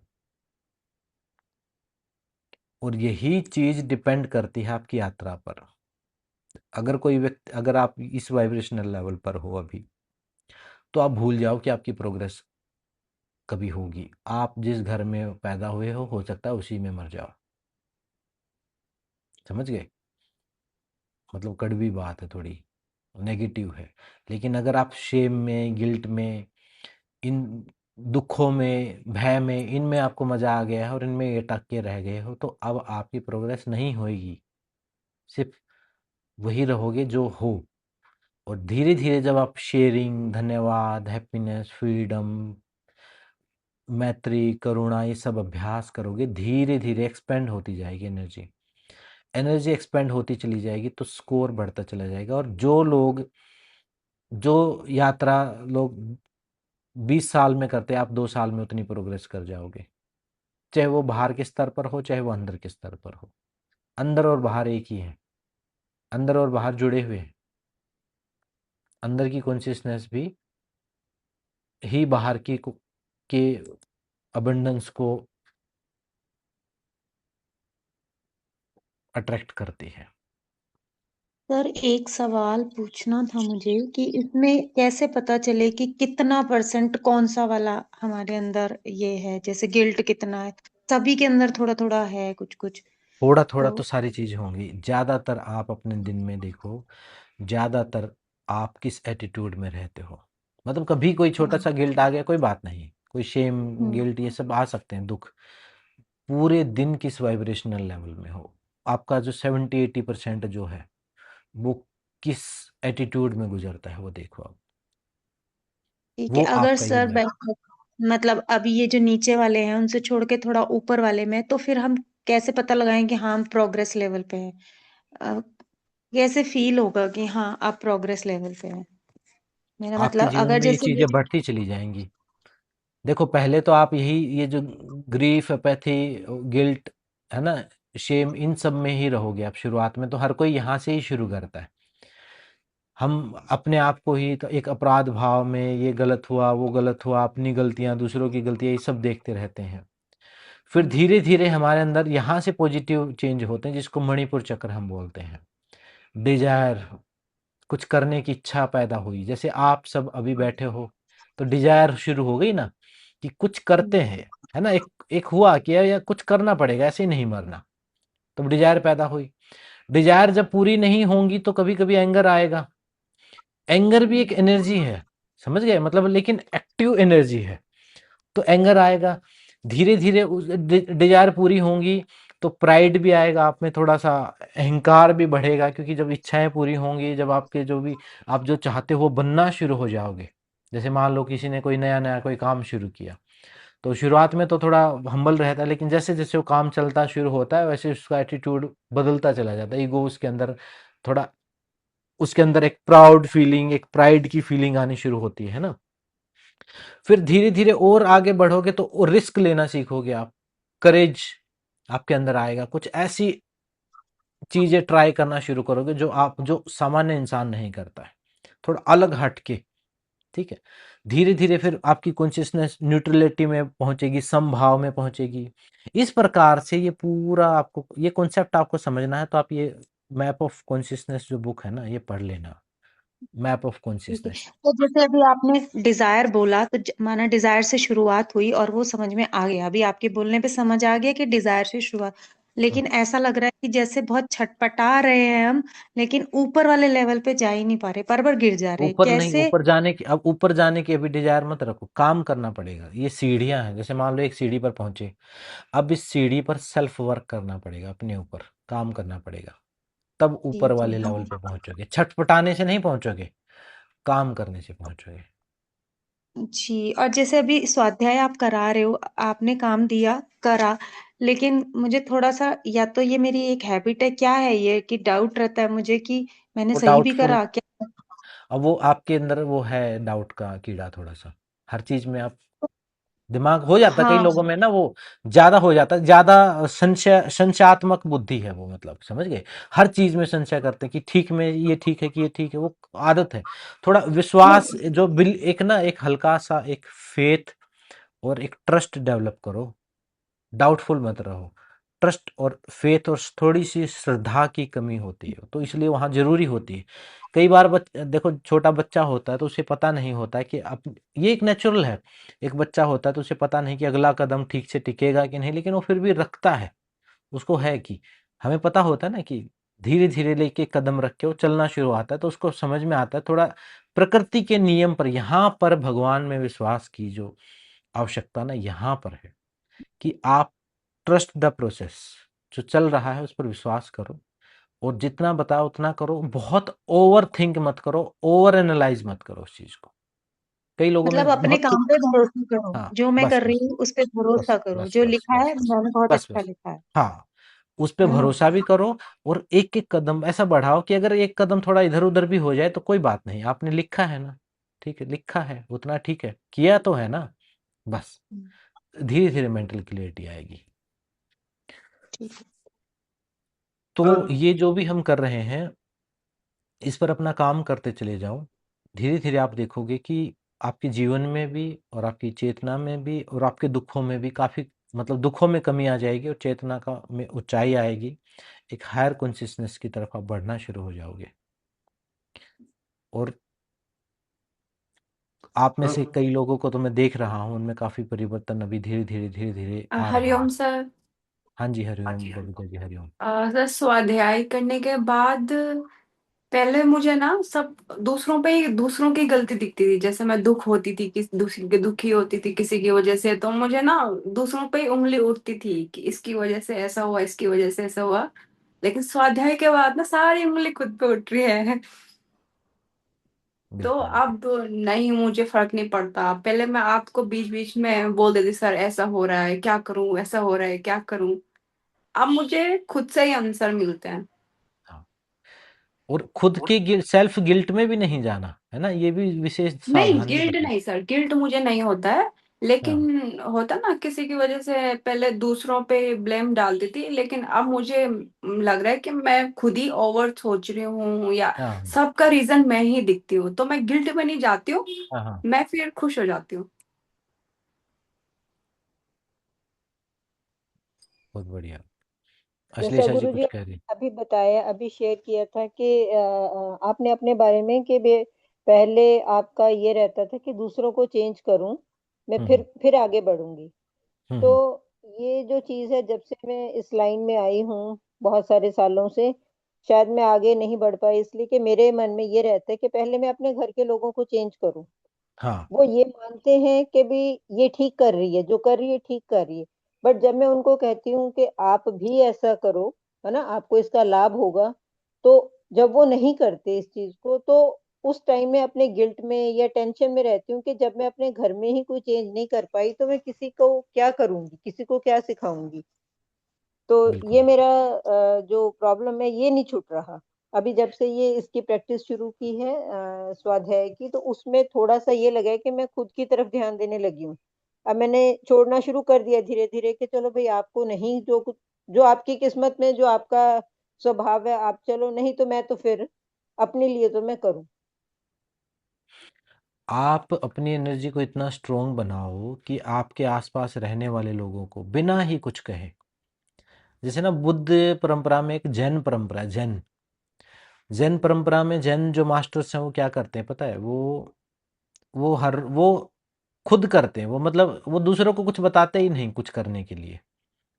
वो या तो कोई सवाल कर देंगे, बस इतना कर सकते हैं। वो इतना कुछ वो शिक्षा नहीं देते कुछ भी। वो क्या करते हैं, वो खुद उदाहरण बनते हैं और उनकी जो प्रेजेंस है, जैसे वो जहाँ पे बैठते हैं उनके पास रहने से ही लोगों में परिवर्तन हो जाता है। कोई वो देते ही नहीं, कोई उपदेश ही नहीं देते। आते हैं, बैठते हैं और चले जाते हैं। उसी से परिवर्तन हो जाता है। वो कब होगा? जब आप जब बोलते हो कि ये करो, वो आपके अंदर जब परिवर्तन वो देख लेंगे, तो वो अपने आप बिना कहे ही फ़ॉलो करना शुरू कर देंगे वो। अपने आप, उदाहरण बनो आप, ठीक है? और कुछ बोलो ही मत शुरुआत में। पहले अपने ऊपर काम करो, आपके ऑरा को इतना स्ट्रॉन्ग करो कि आपके आस-पास रहने वाले हर आदमी के ऊपर वो प्रभावी हो जाए, ठीक है? तो अपने ऊपर काम करना है। अश्लेषा जी कुछ कह रही हैं, बोलो। सर बोलूँ मैं भी? अश्लेषा जी एक बार बोलने दीजिए। आपको प्रगट दिन की हार्दिक शुभेच्छा प्रगट दिन की। और क्या बात है, क्या बात, धन्यवाद। मेरा ना प्रश्न ये है कि हार्ट का मेडिटेशन कर रही थी ना, तो मुझे बुखार 3 दिन से बहुत बुखार है। और ऐसे लग रहा है कि जैसे मैं बोल नहीं पा रही, जैसे यहाँ से भी मैं कुछ इमोशन है, जैसे पता नहीं क्यों ऐसे हो रहा है कि मैं पूरा मतलब जो इमोशन, मतलब मैंने अभी आपको पिछले क्लास में भी मैंने बोला था, मैंने ये किया है, तो वो जो इमोशन है वो बाहर ही नहीं निकल रहा, मतलब मैं बहुत स्टक फील कर रही हूँ। चाह कर भी मैं आगे वो हील नहीं कर पा रही हूँ। और 3 दिन से इतनी यहाँ पे इन्फेक्शन भी हो रहा है और इतनी बुखार है वैसे 3 दिन से, उसी चक्कर में है, मुझे पता है, क्योंकि जैसे मैंने हीलिंग शुरू की उसी टाइम पे शुरू हुआ था। पर मुझे ये भी है, उल्टियाँ भी आ रही थी, जैसे रिट्रीट में हुआ था, उल्टियाँ भी आती है। शायद मैं माप नहीं कर पाती या किसी चीज को भूल नहीं पाती। आ, ये मुझे समझ में नहीं आता। और दूसरी ये है, आपने एक टास्क दिया था कि ऐसे हीलिंग, जो हीलिंग आपको देते हैं ऐसे लोगों से बात करो। हाँ, मेरी भी लाइफ में एक ऐसी फ्रेंडशिप थी कि जहाँ पे मैं एकदम मास्क, बिना मास्किंग के सब कुछ बोल पाती थी, मतलब एक ऐसे ना ऐसे लगता था एक डिवाइन है वहाँ पे, कोई भेसड़ ही नहीं थी जैसे। पर कुछ चीज़ ऐसी हो गई कि मैं आगे नहीं बढ़ पा रही उसमें, मतलब सामने वाले ने तो ये कर दिया, जैसे बात करनी बंद कर दी। मैंने ट्राई भी किया था तो ये नहीं। उसके बाद थोड़ी सी ऐसी चीजें हो गई कि एक फ्रेंड है वो बीच में भी आ गई, तो उसने भी बहुत सारी चीजें हो गई। तो अब वो चीज, मतलब मुझे पता है कि उस फ्रेंडशिप से मुझे हीलिंग मिलती है, सब कुछ होता है, पर मैं चाह कर भी मैं आगे नहीं बढ़ पा रही हूँ, मतलब हार्ट में भी बहुत हेवीनेस हो रहा है उसकी वजह से। और मुझे कंफर्म पता भी है ना कि इसी की वजह से हो रहा है, तो उसमें क्या करना चाहिए? एक हायर लेवल की प्रैक्टिस है जिसको हम बोलते हैं लेट गो करना। वो जब हम नहीं कर पाते ना, तो ऐसा ही होता है। हम्म। हम पर सच तो ये है कि मिसअंडरस्टैंडिंग होती तो अलग बात मिसअंडरस्ट है, और मेरी प्रॉब्लम। हम्म। बोलो, बोलो। हाँ, उसके लिए पर कुछ दिन पहले ऐसी चीजें भी हुई है कि मुझे प्रूफ भी मिले हैं कि उसने क्या किया, तो फिर उसमें क्या करना चाहिए, मतलब ऐसे तो भी लेट गो ही बात करना है। फिर भी। मतलब मान लो कोई फ्रेंड है, मान लो कोई मेरा कोई फ्रेंड है और कुछ ऐसी हरकत करे, तो ठीक है, वो एक इंडिविजुअल पर्सन है, उसकी अपनी चॉइस है, ठीक है। तो मैं उसको, ये है कि मैं अपनी इमोशनल डिपेंडेंसी वहां से हटा के, मतलब मैं, मेरा हम्म। तरीका ये है कि अगर कोई मेरे साथ ऐसा करता है तो मैं क्या करता हूँ, मैं उससे ऐसा नहीं कि बातचीत बंद कर दिया, उसको ब्लॉक कर दिया, ऐसे रिएक्ट नहीं करता मैं क्या करता हम्म। हूँ, मैं ये देखता हूँ कि भाई अभी इस, ये अपनी किसी लाइफ के किसी फेज में चला है, अपनी बुद्धि के, अपनी कॉन्शियसनेस के किसी अलग लेवल पे चला हुआ है ना, जहाँ उसको ठीक झूठ बोलना या जहाँ उसको इस टाइप से करना ठीक लगता है, जो भी, मतलब अभी उसको इतना ही समझ है ना। जैसे हम्म। गांव में हम बोलते कि भाई इतनी बुद्धि है इसकी, इतनी है, इतना ही दिमाग है अभी इसको। तो उसको मैं क्या करता हूँ, उसके ऊपर से इमोशनल डिपेंडेंसी में हटा लेता हूँ, अपनी अपनी हम्म। इमोशनल डिपेंडेंसी हटा ले। पहली बात तो मैं किसी पे इमोशनल डिपेंडेंसी अभी तो मैं डाल नहीं रहा, पहले आदत होती थी। तो फिर कोई एक हम्म। इसको छोड़ के इस पर डाल दी, फिर ये कुछ करेगा, फिर उससे छोड़ के उस पर डाल दी, तो वो तो खेल ही खतरनाक है वो, है ना। तो नहीं, इसलिए बात थोड़ा। इमोशनल डिपेंडेंसी की नहीं है, बात हम्म ट्रांसफर, मतलब जो बातें होती थी हीलिंग वाली, हम्म जो हम मतलब अच्छी से बातें करते थे, और ऐसे नहीं कि किसी की भी ऐसे चुगली करना ऐसे नहीं होती थी, हम्म मतलब एकदम आध्यात्मिक बातें होती थी। तो हम्म फिर उसमें मतलब एक लेवल पर मुझे ये कुछ दिन तो यकीन ही नहीं हुआ, पर बाद में सामने वाले ने ऐसे हरकत कर दी कि मुझे यकीन भी हुआ। पहले तो मैंने, मुझे लगा था, तो उसमें क्या हो रहा है ना, जो बातें सामने से रोकी गई है ना, हम्म तो मुझे क्या करना चाहिए फिर उसमें? अगर वो ये टास्क है मेरे लिए और मैं वो नहीं कवर, मतलब जो चल रहा है ना उसमें वो टास्क में हैंडल नहीं कर, मतलब नहीं हो रहा मुझसे, इसलिए मैं पूछ रही नहीं, हूँ। नहीं, मतलब मैं ये नहीं टास्क में ज़रूरी नहीं है किसी से कन्वर्सेशन करना। अगर आपको लगता हम्म। है कोई कि किसी से हो पा रहा है कुछ कंस्ट्रक्टिव, तो फिर तो आप कर लो। अगर आपको लगता है कि इससे ही ड्रामा क्रिएट हो जाएगा, जैसे नॉर्मली हम्म। अपनी लाइफ में मैं किसी से बात नहीं करता, ठीक है? मैं किसी से हम्म। ये हीलिंग टॉक जो मैंने आपको बताई ना, मैं किसी से नहीं करता। क्यों नहीं करता? हम्म। कारण क्या है? क्योंकि अगर मैं किसी को कुछ हीलिंग टॉक के लिए मान लो मैं वो करूं, वैसे तो हर आदमी को, इंसान को जरूरत होती है, तो हीलिंग टॉक की हम्म। बात करेंगे, स्टार्ट कहीं से होगी, वो बात कहीं पे जाके खत्म हो जाएगी। वो वहां भी एक नया ड्रामा क्रिएट हो जाएगा, क्योंकि आप मान लो आप तो अपने सेल्फ वर्क कर रहे हो, अपना स्वाध्याय, लेकिन सामने वाला तो उसी लेवल पे अटका हुआ है ना। और मैंने ये देखा कि जब हम काम करते हैं ना खुद पे, तो हम्म। आप एक पॉइंट पर जाके आपको छोड़ने की आदत मान लो आपकी चेतना जैसे यहाँ से शुरू की, अब आप काम करते करते यहाँ पर जाओगे, तो यहाँ पर जो पक्षी उड़ रहे हैं ना इस आसमान में, ये छोड़ने पड़ेंगे आपको। इनको लेट गो करना पड़ेगा, इनको बांध के नहीं रख सकते आप, इनको छोड़ना पड़ेगा, तभी ऊपर उठोगे। तो एक पॉइंट पर आके आपको लगता है कि इस मित्र से या इस सहेली से इसी लेवल तक बात हो सकती थी, बस उससे उतने ही लेवल की बात रखो, और ज़्यादा उसको फिर एक्सपेंड नहीं, तो क्या होगा, आप बहुत हाई लेवल की बात हम्म। करोगे और वो रिलेट नहीं कर पाएगा, वहाँ पर कॉन्फ्लिक्ट पैदा होगा, या फिर वो कुछ और अपने ईगो को सेटिस्फाई करने के लिए कुछ वो उसका माइंड कुछ ड्रामा क्रिएट करेगा। तो इसलिए उसको उतना ही रखो। जैसे मेरा अभी इस क्लास से थोड़ी देर पहले मेरे एक दोस्त का फ़ोन आया था। वो मेरा बचपन का दोस्त है। उस उससे मैं सिर्फ़ उसी लेवल की बात करता हूँ, जितनी वो समझ सकता है। फिर कुछ उससे दूसरे लेवल के लोग हैं 2-4, उनसे मैं उस टाइप की बात करता हूँ कि वो जितनी समझ सकें।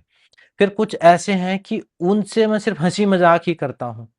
तो वहाँ मैं कोई ज्ञान की बात ही नहीं करता, वहाँ सिर्फ़ हँसी-मज़ाक चलता है। कुछ लोग ऐसे हैं जहाँ सिर्फ फैमिली की बातें होती हैं, तो वहाँ मैं सिर्फ फैमिली की बात करता हूँ। तो ऐसे हमारे जो मल्टीपल, मतलब एक ही आदमी को हम सब कुछ सोचें कि ये सब कुछ हर जगह गाइड कर देगा या हर कुछ इसके साथ शेयर कर सकते हो, थोड़ा मुश्किल काम है। ऐसा व्यक्ति मिलना जो है डिफ़िकल्ट है। तो थोड़ी-सी एक बाउंड्री क्रिएट करके और थोड़ा आगे बढ़ो, कोई बात नहीं, नहीं हो पा रही तो अपना सेल्फ वर्क करते रहो, उसको लेट गो करो। और अगर कोई मान लो पीछे से करता है, तो ये सामान्य बात है, ये ह्यूमन बिहेवियर है, इसको एक्सेप्ट करो। इसके बारे में ज़्यादा परेशान होने की ज़रूरत नहीं है। और आपके अंदर जो इमोशनल, अगर मान लो उस व्यक्ति के उससे आ रहा है कि एक फ़ील, ये एक हार्डकोर ट्रेनिंग है, मतलब ये एक हम्म। हार्डकोर ट्रेनिंग, मतलब इसको मैं इस प्रकार से समझता हूँ कि मतलब मान लो किसी व्यक्ति पर मेरा पूरा विश्वास था। अब वो व्यक्ति, मान लो किसी से हर रोज बात होती थी, लेकिन अभी उससे बात नहीं हो रही है, और उस व्यक्ति के साथ गहरा लगाव हो गया था, और अब वो व्यक्ति बात नहीं कर रहा है, तो उस टाइम को ट्रेनिंग की तरह यूज करो कि अब ये एक सिचुएशन पैदा हो गई, अब इसको किस प्रकार हम डील करें।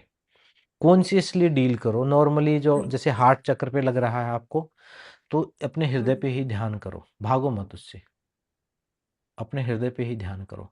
रोना आएगा, ठीक है, हम्म। वॉमिटिंग आएगी, फिजिकल, मेंटल, इमोशनल रिस्पॉन्स आएंगे, उन सबको आने दो, आप करना मत छोड़ो। और धीरे धीरे वो इमोशन का जो स्ट्रक्चर, जो गैदर्ड एनर्जी है, वो रिलीज हो जाएगी बाहर, ठीक है। हम्म। शेयरिंग और लव काइंडनेस, मैं क्या करता ऐसे टाइम में, मेरी गली में बहुत सारे कुत्ते, मैंने इस किताब में भी लिखा है वो घटना। मेरी गली में कुत्ते हैं बहुत सारे, वो मैंने दोस्त बनाए, उनको मैं लाड दुलार पुचकार करता था जब मुझे ये लगता था कि मुझे इमोशनल शेयरिंग की आवश्यकता है। लेकिन कोई ऐसा व्यक्ति नहीं है कि जो बर्डन ना बने, और जिसके साथ इमोशनल हम्म। शेयरिंग हो जाए, या फिर कुछ अटैचमेंट ना हो, जो रियल, मतलब एक मित्र का मतलब क्या होता है, मित्र जो है ना बांधता नहीं है। हम्म। अभी तो हम क्या करते हैं, हम बांधते हैं, हम बांधने का खेल खेलते हैं, हम एक्सपेक्टेशंस का खेल खेलते हैं। हम क्या करते हैं, हम एक्सपेक्टेशन कर लेते हैं सामने वाले से, और अपनी उस पहले दिन मान लो किसी से मित्रता हुई, पहले अपनी लिस्ट उसको दे देते हैं कि भाई हमें आपसे ये चाहिए, और वो हमें अपनी लिस्ट दे देता है। फिर वो मापता रहता, भाई तुम यहाँ नहीं साबित ठीक हुए, यहाँ नहीं ठीक हुए, ऐसे करते रहते हैं। तो ये कोई मैत्री भाव नहीं है, ये तो बिजनेस है। तो वैसे मित्र नहीं मिलते, तो मैं तो सबसे बेस्ट मेरे लिए तो रहता है कुत्ते बिल्लियों का साथ। वो बहुत अच्छे दोस्त होते हैं, पेड़ पौधों का साथ, बहुत अच्छे दोस्त होते हैं वो। और वहाँ से जो इमोशनल हीलिंग मिलती है वो किसी इंसान से नहीं मिल सकती, क्योंकि इंसान भी और इंसानों की गलतियां नहीं, वो बेचारे खुद धोखे खा के खुद जख्मी। अनहील्ड व्यक्ति कैसे हील कर देगा आपको? नहीं कर सकता ना। तो हम भयभीत होते हैं, मतलब हम डरे हुए हैं। जैसे समझ लो एक एक एक घाव अभी हमारे भरे नहीं है, तो हम किसी पे विश्वास नहीं करते हैं, हम एकदम फियरफुल हैं, हाँ किसी पर विश्वास नहीं करते। थोड़ा सा भी डिस्कम्फर्ट हुआ, थोड़ी सी भी इधर उधर बात हुई, हम चिड़चिड़े हो जाएंगे या ईगो हर्ट हो जाएगा, लड़ पड़ेंगे, बातचीत बंद कर देंगे, वो रिएक्टिव हो जाएंगे हम। तो वैसे केस में इमोशनल हीलिंग के लिए एक तो अपना ध्यान हृदय केंद्र पर ही रखो, ठीक है। लाइट का, प्रकाश का ध्यान अपने हृदय में करो कि एक लाइट आ रही है और धुआं बाहर बाहर जा रहा है पीछे से। दूसरा ये करो कि जो नेचर है, जैसे पार्क में चले जाओ, पेड़ पौधों के साथ, जीव जंतुओं के साथ, हम्म, उनके साथ समय व्यतीत करो। वो आपकी सारी नेगेटिव जो इमोशनल एनर्जी है उसको हील कर देंगे आपको। आप उनके साथ शेयर कर दो, अच्छा है ये। मैं और वो तो कर हाँ दूसरा वॉचफुल रहो। कोई इमोशन जो होता है ना, वो एक बादल की तरह है। इस बादल को मान लो, एक बादल, आप इमोशनल जो बर्डन है वो बादल की तरह महसूस होता है, ऐसे सांस लेने में दिक्कत, भारीपन, या कहीं शरीर के हम्म किसी एक हिस्से में जकड़न। आपके इमोशंस आपके अलग अलग ऑर्गन से जुड़े हैं, आपके इमोशंस आपके दांतों से भी जुड़े हुए हैं। दांत में किसी एक पर्टिकुलर दांत में कोई दर्द, किसी शरीर के किसी एक हिस्से में दर्द, खासकर हार्ट एरिया में, हाँ ऐसे बर्डन, भारीपन। तो उसको जितना आप देखोगे उसके प्रति जागरूक रहोगे।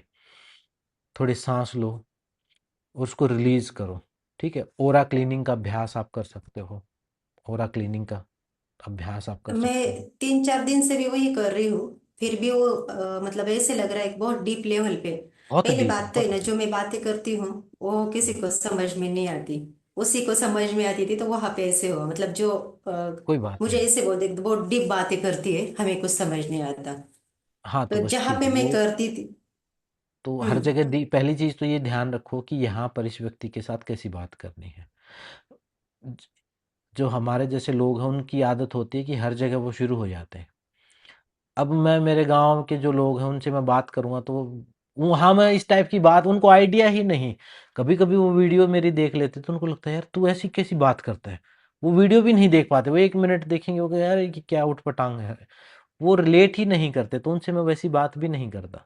उनके साथ मैं सिर्फ वही उथली उथली बातें जो वो सुनना चाहते हैं, जो तो वो फिर करते हैं, उनसे वैसे करो। पर ऐसी बात है कि मैं उतली बात तो नहीं करना चाहती। मुझे डीप नहीं नहीं मतलब पता नहीं, मुझे ना नहीं गहराई चाहिए होती है हर चीज में। नहीं नहीं, गहराई अ, चाहिए होती है। हम्म गहराई का मतलब ये नहीं है, अपने लेवल है ना। देखो, गहराई का की अपनी वैल्यू है। हर जगह हम्म स्पिरिचुअल नहीं होना है, हर जगह स्पिरिचुअल नहीं होना है, ठीक है। अब जैसे मेरे ऑफिस के लोग हैं, इनके साथ कोई स्पिरिचुअलिटी की बात नहीं है, इनके साथ वही हंसी हम्म मजाक सब चलते हैं, तो मैं वहाँ वही बात करूँ। तो थोड़ा प्रैक्टिकल अप्रोच करनी है। हर जगह अगर डीप लेके बैठोगे तो फिर वो डिस्कनेक्ट हो जाओगे, फिर कनेक्शन नहीं मिलेगा। कहीं कहीं अगर पर कहीं सर मिलता ऐसी है बातें ऐसा। तो किसी न किसी जैसे अगर ऐसी बातें तो किसी न किसी तक करनी ही पड़ेगी ना। अगर मतलब कैसे पता चले, मतलब पता भी, और मतलब शेयरिंग तो चाहिए ना।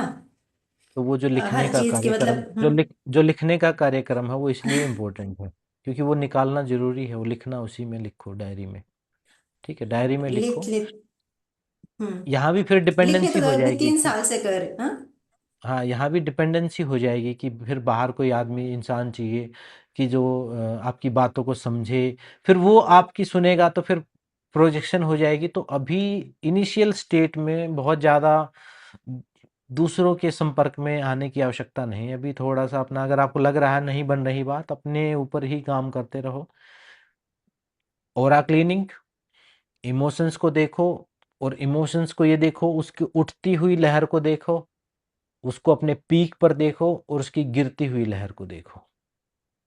ठीक है, थोड़ा-सा खुद के प्रति नोटिंग का, लेबलिंग का अभ्यास कि अभी मैं भावनात्मक अनकंफर्टेबल महसूस कर रही हूँ।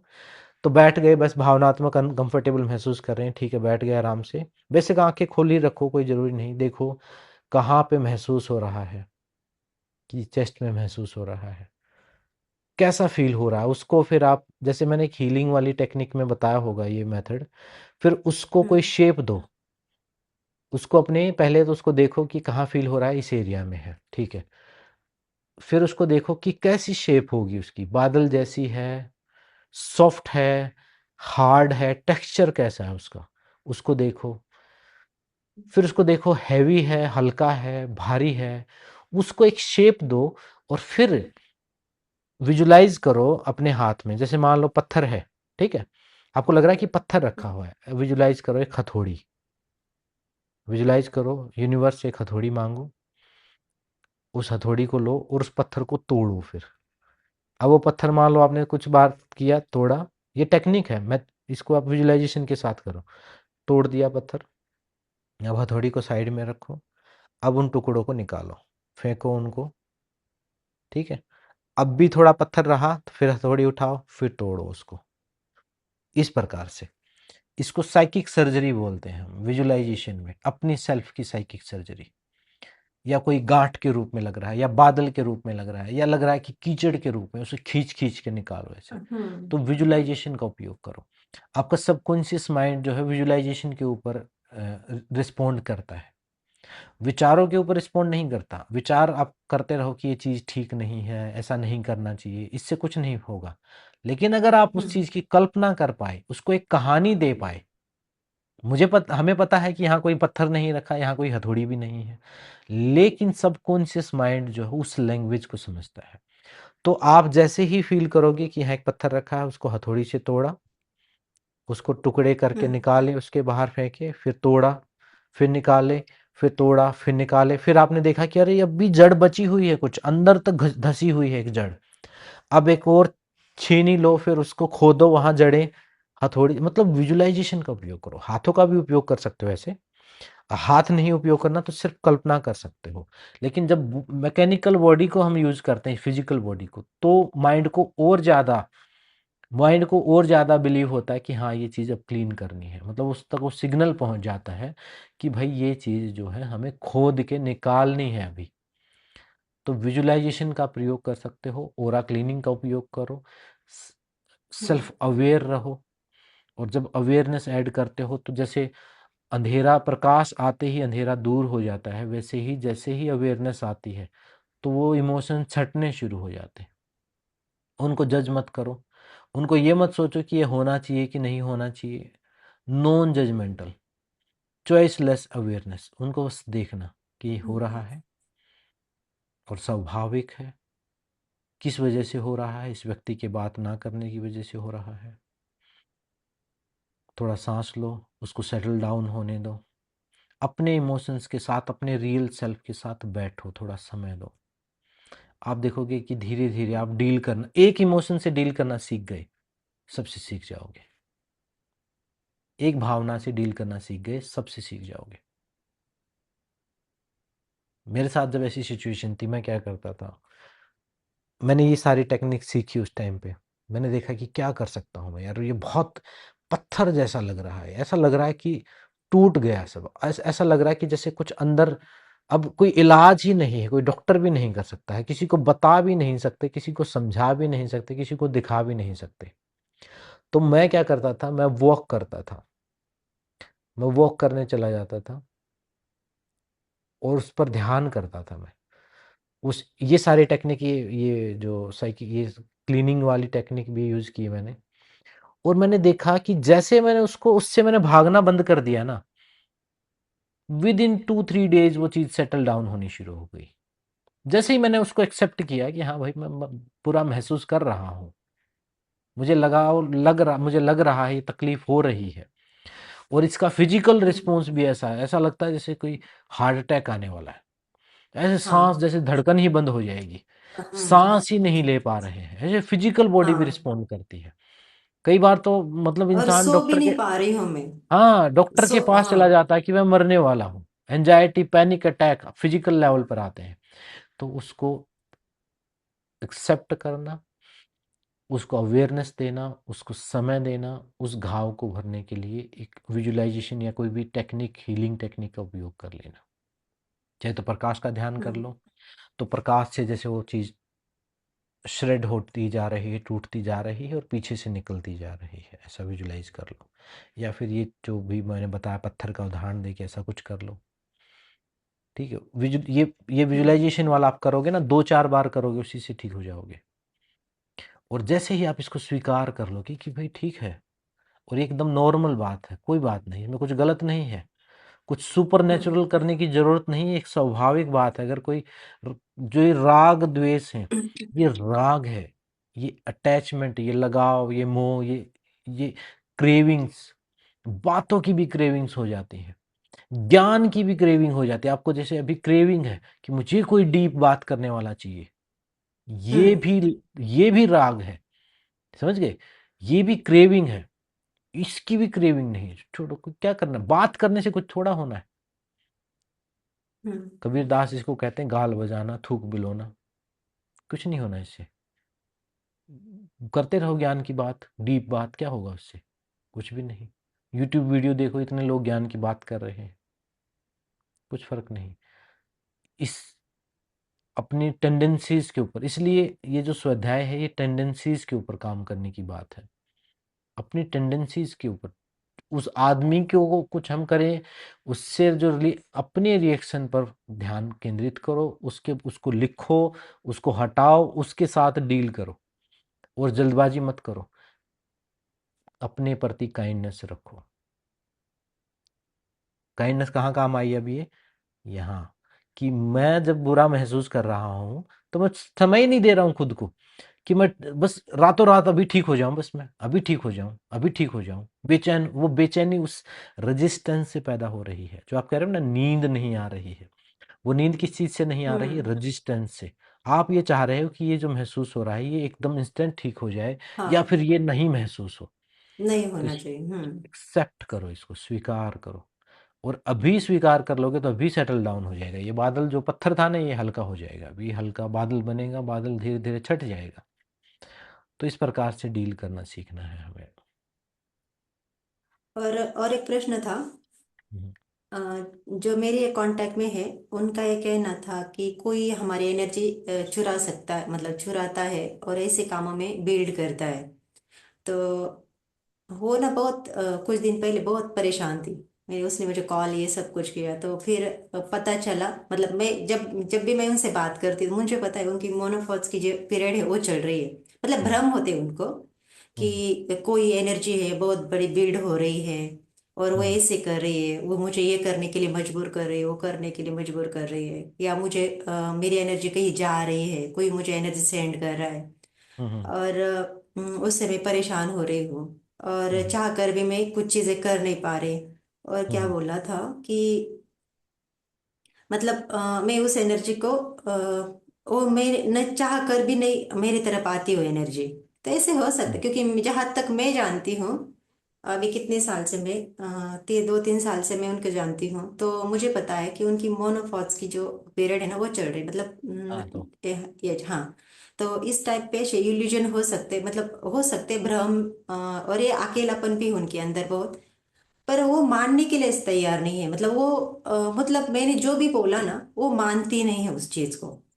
वो नहीं नहीं ये हो नहीं सकता, ये है तो तो इसे छोड़ देना चाहिए क्या? आप लेट गो करो, उनको अपना काम अपने आप डील करने दो, आप छोड़ो उनको, सब खुद देखो। अब आप पर वो हेल्प के लिए हेल्प मांगती है ना उस टाइम पे, ऐसे भी नहीं कि हम किसी को छोड़ तो सकते हैं। नहीं नहीं, ये तो हेल्प हेल्प मांगते तो उनको आप सजेशन दे सकते हो, कोई हेल्प दे सकते हो, और फिर हेल्प ना ही ले तो नहीं सिर्फ सुनते ही ठीक। नहीं है। हाँ तो बस फिर क्या कर सकते हो बताओ फिर तो। क्योंकि और ये एनर्जी ऐसा जादूगरी होती तो ये भारत पाकिस्तान में, हाँ, ये अमेरिका और ये ईरान में ये मिसाइल की क्या जरूरत होती, एनर्जी भेज देते। एनर्जी।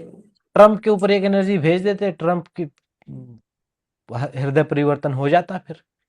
ऐसे नहीं है, इतना आसान नहीं है। वो हमारे भ्रम हैं, हमारे माइंड के ही गेम हैं। और अगर मान लो कोई बहुत हायर लेवल पे कोई अगर स्पिरिचुअल होता है, पहुँचता है, तो वहाँ पे बाहर की एनर्जीज़ इफ़ेक्ट कर सकते हैं, लेकिन वो 1% चांस है, वो ऐसे नहीं, नॉर्मल पर नहीं। मुझे लगता है कि जहां तक मैं जानती हूँ कि उनकी इतनी ये नहीं है साधना कि हुँ, हुँ, मतलब मैं अच्छी तरह जानती हूँ ना, जो हुँ। बातें होती है वो सब कुछ एक अंदाजा हो जाता है कि किस लेवल पे और कैसी बातें है। तो बहुत बेसिक लेवल की बातें और ये सब कुछ, तो मुझे नहीं लगता कि कोई स्पिरिचुअल भ्रम तो हुआ ये है भ्रम उनको। और भ्रम भ्रम हम्म। भ्रम और इल्यूज़न हो जाते हैं, हाँ। हो जाते हैं। तो इसमें आप कुछ नहीं कर सकते, उनको लेट गो करो, उनकी बस ये कर सकते हो ज़्यादा से ज़्यादा उनकी बात सुन लो, हाँ, हाँ कर दो, बस इतना ही ठीक है, और कुछ नहीं। क्योंकि जो मान ही नहीं रहे। नहीं मानते ही नहीं, और कुछ करने के लिए भी नहीं बोला तो भी नहीं करते हो, मतलब उनको ये पता नहीं वो किस चीज पे अटक जाती है, नहीं कर पाते हो। मैंने कोई बहुत बात समझाया कि मोनोफॉज का पीरियड भी है, इसमें हो जाता है ये सब चीजें, और अकेले भी रही है। नहीं। तो फिर पता नहीं, मैंने बहुत हेल्प करने की कोशिश की थी, सब समझाने की भी कोशिश की, और पर तो वो इसमें मोड़ में नहीं आ रही समझने की। तो अंदर का हार्मोनल सिस्टम जब सेटल डाउन होगा तो अपने आप ठीक हो जाएगी वो। तो पर वैसे तब तक केस में वो तो नॉर ऐसी चीजें कर रही, ऐसी चीजें बोलती, ऐसी चीजें करती, तो और मतलब एक साइकोलॉजी डिस्टर्ब है, ऐसी चीजें बोलती है। पर मुझे पता है साइकोलॉजी से भी ज्यादा ये जो पीरियड चल रहा है ना उनके लाइफ में वो ज्यादा है। हाँ, तो हो सकता है, वो तो उसकी वजह से हो सकता है हम्म। बिल्कुल। तो उसमें आप ज़्यादा फोर्स करने की जो आवश्यकता नहीं है, हर आदमी की अपनी जर्नी है और धीरे-धीरे ही समझता है वो, है ना? तो जिसका जो समय हम्म। आएगा अपने आप समझ में आता जाएगा उसको। बाकी ऐसा कोई एनर्जी ऐसी कोई एनर्जी भेज दे और ऐसे इतना आसान काम कहाँ है? नहीं है, मुझे तो नहीं विश्वास, क्योंकि वो तो मेरे मतलब बातों से हाँ स्पिरिचुअल बोल सकते हैं, स्पिरिचुअलिटी ये सब कुछ। पर मुझे नहीं लगता कि ऐसे एनर्जी का कोई खेल हो सकता है, कोई किसी को ऐसे अटैक करे, ये करे तो फिर। स्पिरिचुअलिटी स्पिरिचुअलिटी का मतलब ये सब तंत्र मंत्र नहीं है। स्पिरिचुअलिटी का मतलब वो है जो आप अभी स्वाध्याय में है उसमें सीख रहे हो, वो है स्पिरिचुअलिटी। हम्म। अपने जानने की तरफ बढ़ना वो स्पिरिचुअलिटी है। ना अपने कि अहंकार एनर्जी को भेज त्याग। देना, एनर्जी ले लेना, एनर्जी हाँ। डाउनलोड कर लेना, ये सब स्पिरिचुअलिटी नहीं। ये सब ड्रामेबाजी, नौटंकी, इनको करने की आवश्यकता, इनमें पढ़ने की ही आवश्यकता नहीं है। कभी ये तो थोड़ा बहुत उच्च स्तर पे जाके अपने आप थोड़ी बहुत होती हैं तो उस समय फिर यूनिवर्स अपने आप गाइड भी कर देता है आपको। कभी होता है मान हाँ लो, पर तो हाँ। वो यूनिवर्स गाइड कर देता है। अभी तो जो दिख रहा है उसी को देखो, जो रियल है, वास्तविक है, उसको ही अनुभव हम्म। करो। देखो मन की असीम संभावनाएं हैं। अभी आप हम्म। नींद में जाके, सपने में जाके आप पता नहीं कितने यूनिवर्स घूम आओगे, है ना? फिर आप उठ के कहो कि मैंने तो यात्रा कर ली, एस्ट्रल ट्रैवल कर लिया, ऐसा नहीं। ये सब मन मन भ्रम पैदा करता है। हाँ। हम्म। मुक्ति से पहले मन छटपटाता है। मन की जो है, जब मान लो इसको मन को जब आप क्लीन करने चलते हो तो छटपटाता है ये। आप ये ये प्रोसेस, विक्षिप्तता के प्रोसेस आ सकते हैं, ठीक है ना? तो और उस समय मैंने जो पैटर्न सीखे थे, तो मतलब मैंने एक पिछली क्लास में तो उसमें भी मैंने देखा, तो उनकी जो इनर चाइल्ड जो है ना पूरा डिस्टर्ब है, मतलब बचपन से। तो वो भी मैं समझाने की कोशिश करती हूँ, पर मतलब हेल्प मांगती हूँ, इसीलिए मैं ज्यादा दिमाग लगाती हूँ उनको। पर वो चीज नहीं करती जब मैं बोलती हूँ। वो अपना ही एक तो दो थोड़े दिन गैप लेगी, फिर मैसेज करेगी मुझे ऐसे हो रहा है, ऐसे हो रहा है। तो मैं भी कुछ समझ नहीं पा रही, पर मुझे इन सब चीजों उनको समझा भी रही हूँ। पर जो चीजें वो करती है ना, मतलब बोलती है ना, तो वो तो मेरे मतलब वो ऐसे भी बोलेगी और ऐसे भी बोलेगी, दोनों तरफ से बात करेगी। मतलब अगर मैंने बोला आपका इनर चाइल्ड डिस्टर्ब है, तो फिर वो बोलेगी नहीं नहीं मैं तो राजकुमारी की तरह रहती थी। अगर मैं इनर चाइल्ड की बातें करूँ तो मेरा इनर चाइल्ड बहुत डिस्टर्ब है, मतलब दोनों तरफ से बातें करती हूँ। हम्म। कोई बात नहीं, आप छोड़ो उनको, अपना केस अपने आप डील करने दो। आप अपनी मेंटल हेल्थ और अपनी वेलबींग पे ध्यान दो, अपने शरीर पर, अपनी जी। चेतना पर ध्यान दो।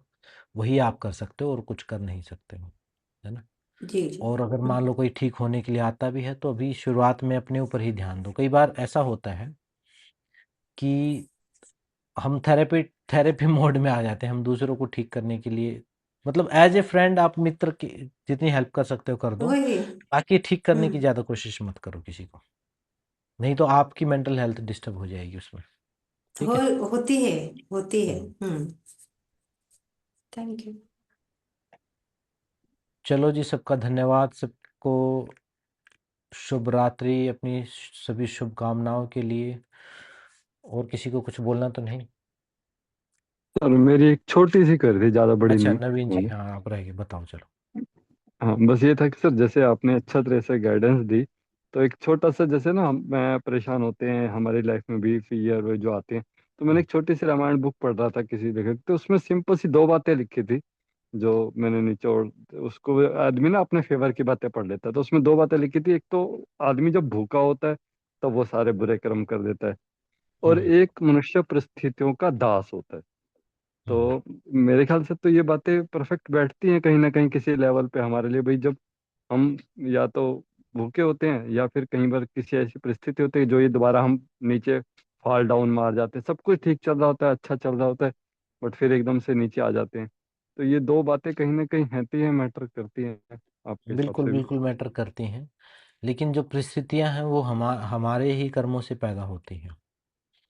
तो जब ओके। जो भी अभी हम यहाँ बात कर रहे थे वो कॉन्शियस कर्म को कुशलता से करने की बात कर रहे थे, कि अभी थोड़ा कॉन्शियस रह के रहो अपने प्रति, अपने ओके। रिएक्शंस के प्रति, अपने कर्मों के प्रति।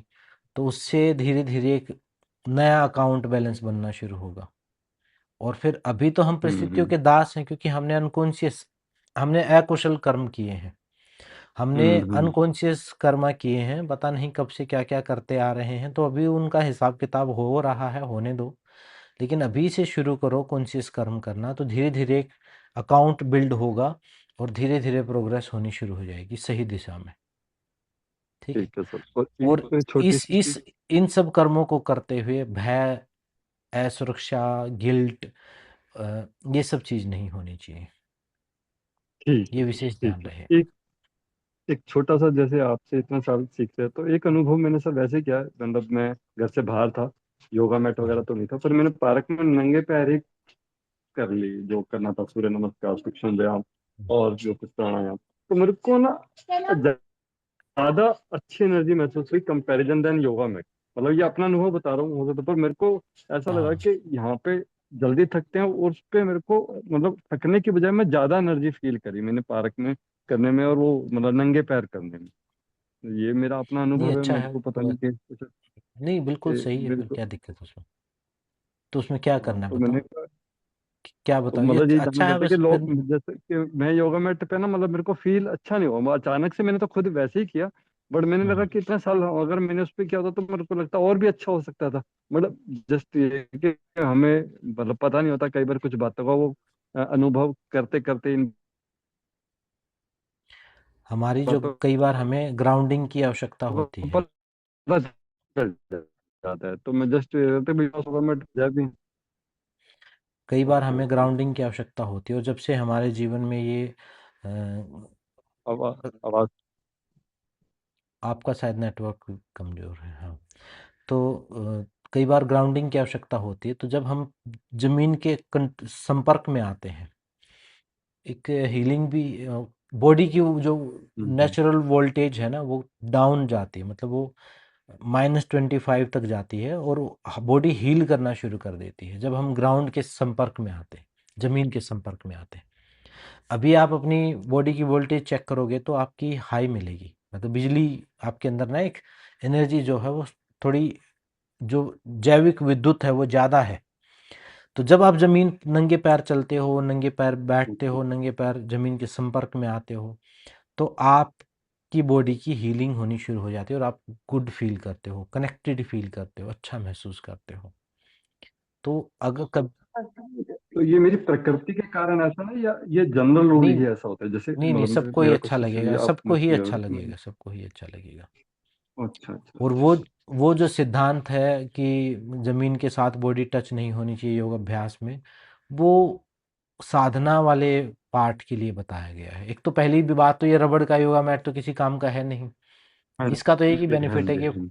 धोने में, उठाने में हल्का है, पोर्टेबल है, ईज़ी टू यूज़ है, ये बेनिफिट है। बाकी तो रबर के साथ तो हमारा अच्छा कॉम्बिनेशन है नहीं। वो तो किसी चटाई पर, किसी ऑर्गेनिक उसके ऊपर अगर हम योग अभ्यास करें, किसी ऊनी वस्त्र पर, उन पे बताई हुई, उनका इफ़ेक्ट होता है।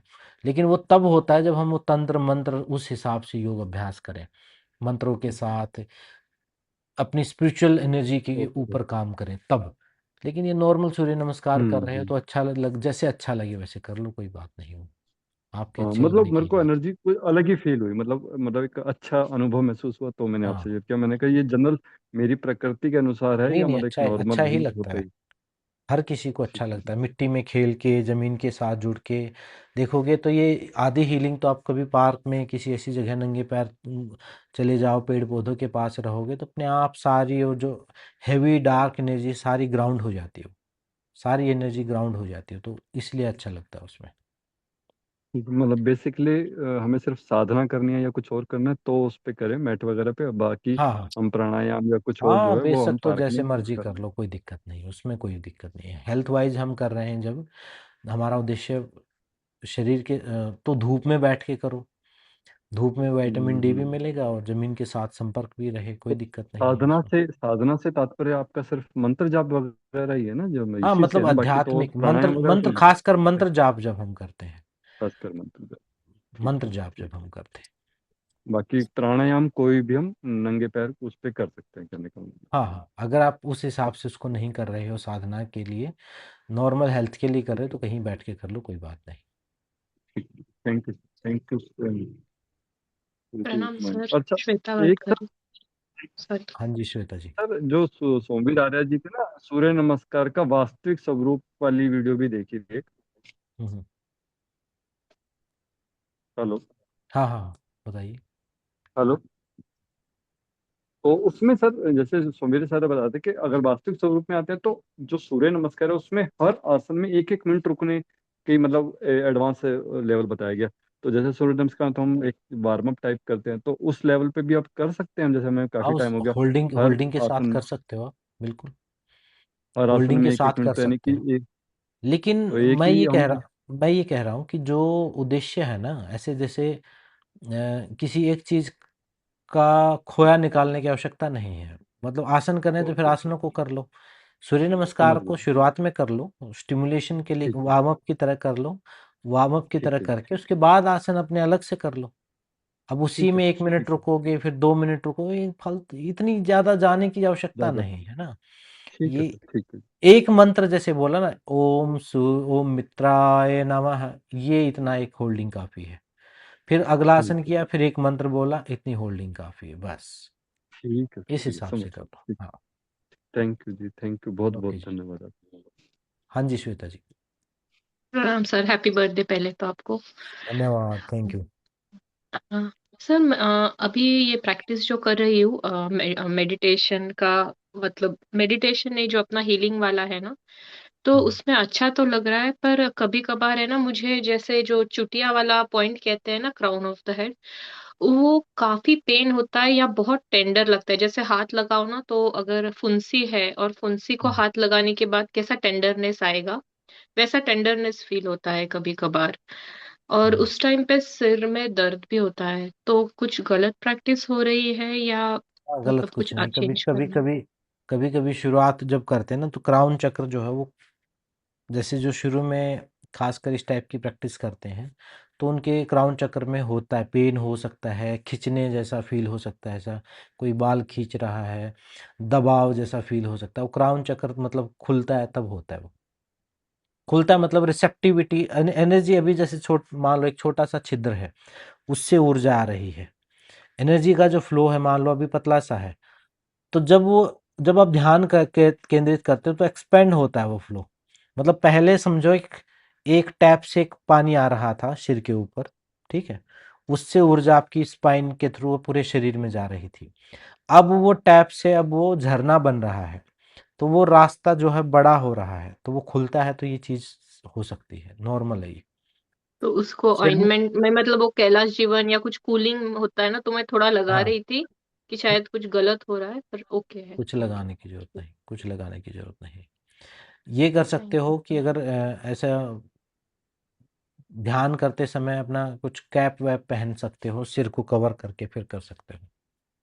और फिर भी अच्छा बहुत ज़्यादा गर्मी, दर्द हो तो चंदन लगा सकते हो अपनी फोरहेड पर। अच्छा, तो ये हीट ज्यादा बढ़ रहा है, मतलब ऐसा हाँ, उसका हाँ। इंडिकेशन है थोड़ा हाँ, बॉडी हाँ। में। ओके ध्यान करते हो ठीक। तो ये केंद्र खुलता है और ऊर्जा का प्रभाव बढ़ता है यहाँ पर। तो दबाव, पेन, झंझनाहट या फिर हेवीनेस यहाँ पे आ सकती है। ठीक है? ओके एक सर, टाइप से मुझे समझो कि मतलब आप एक टाइप से समझो कि जैसे ब्रेन को हम ट्रेन कर रहे हैं। जैसे मान लो हम मसल्स की एक्सरसाइज कर रहे हैं तो मसल्स सोर हो जाती हैं।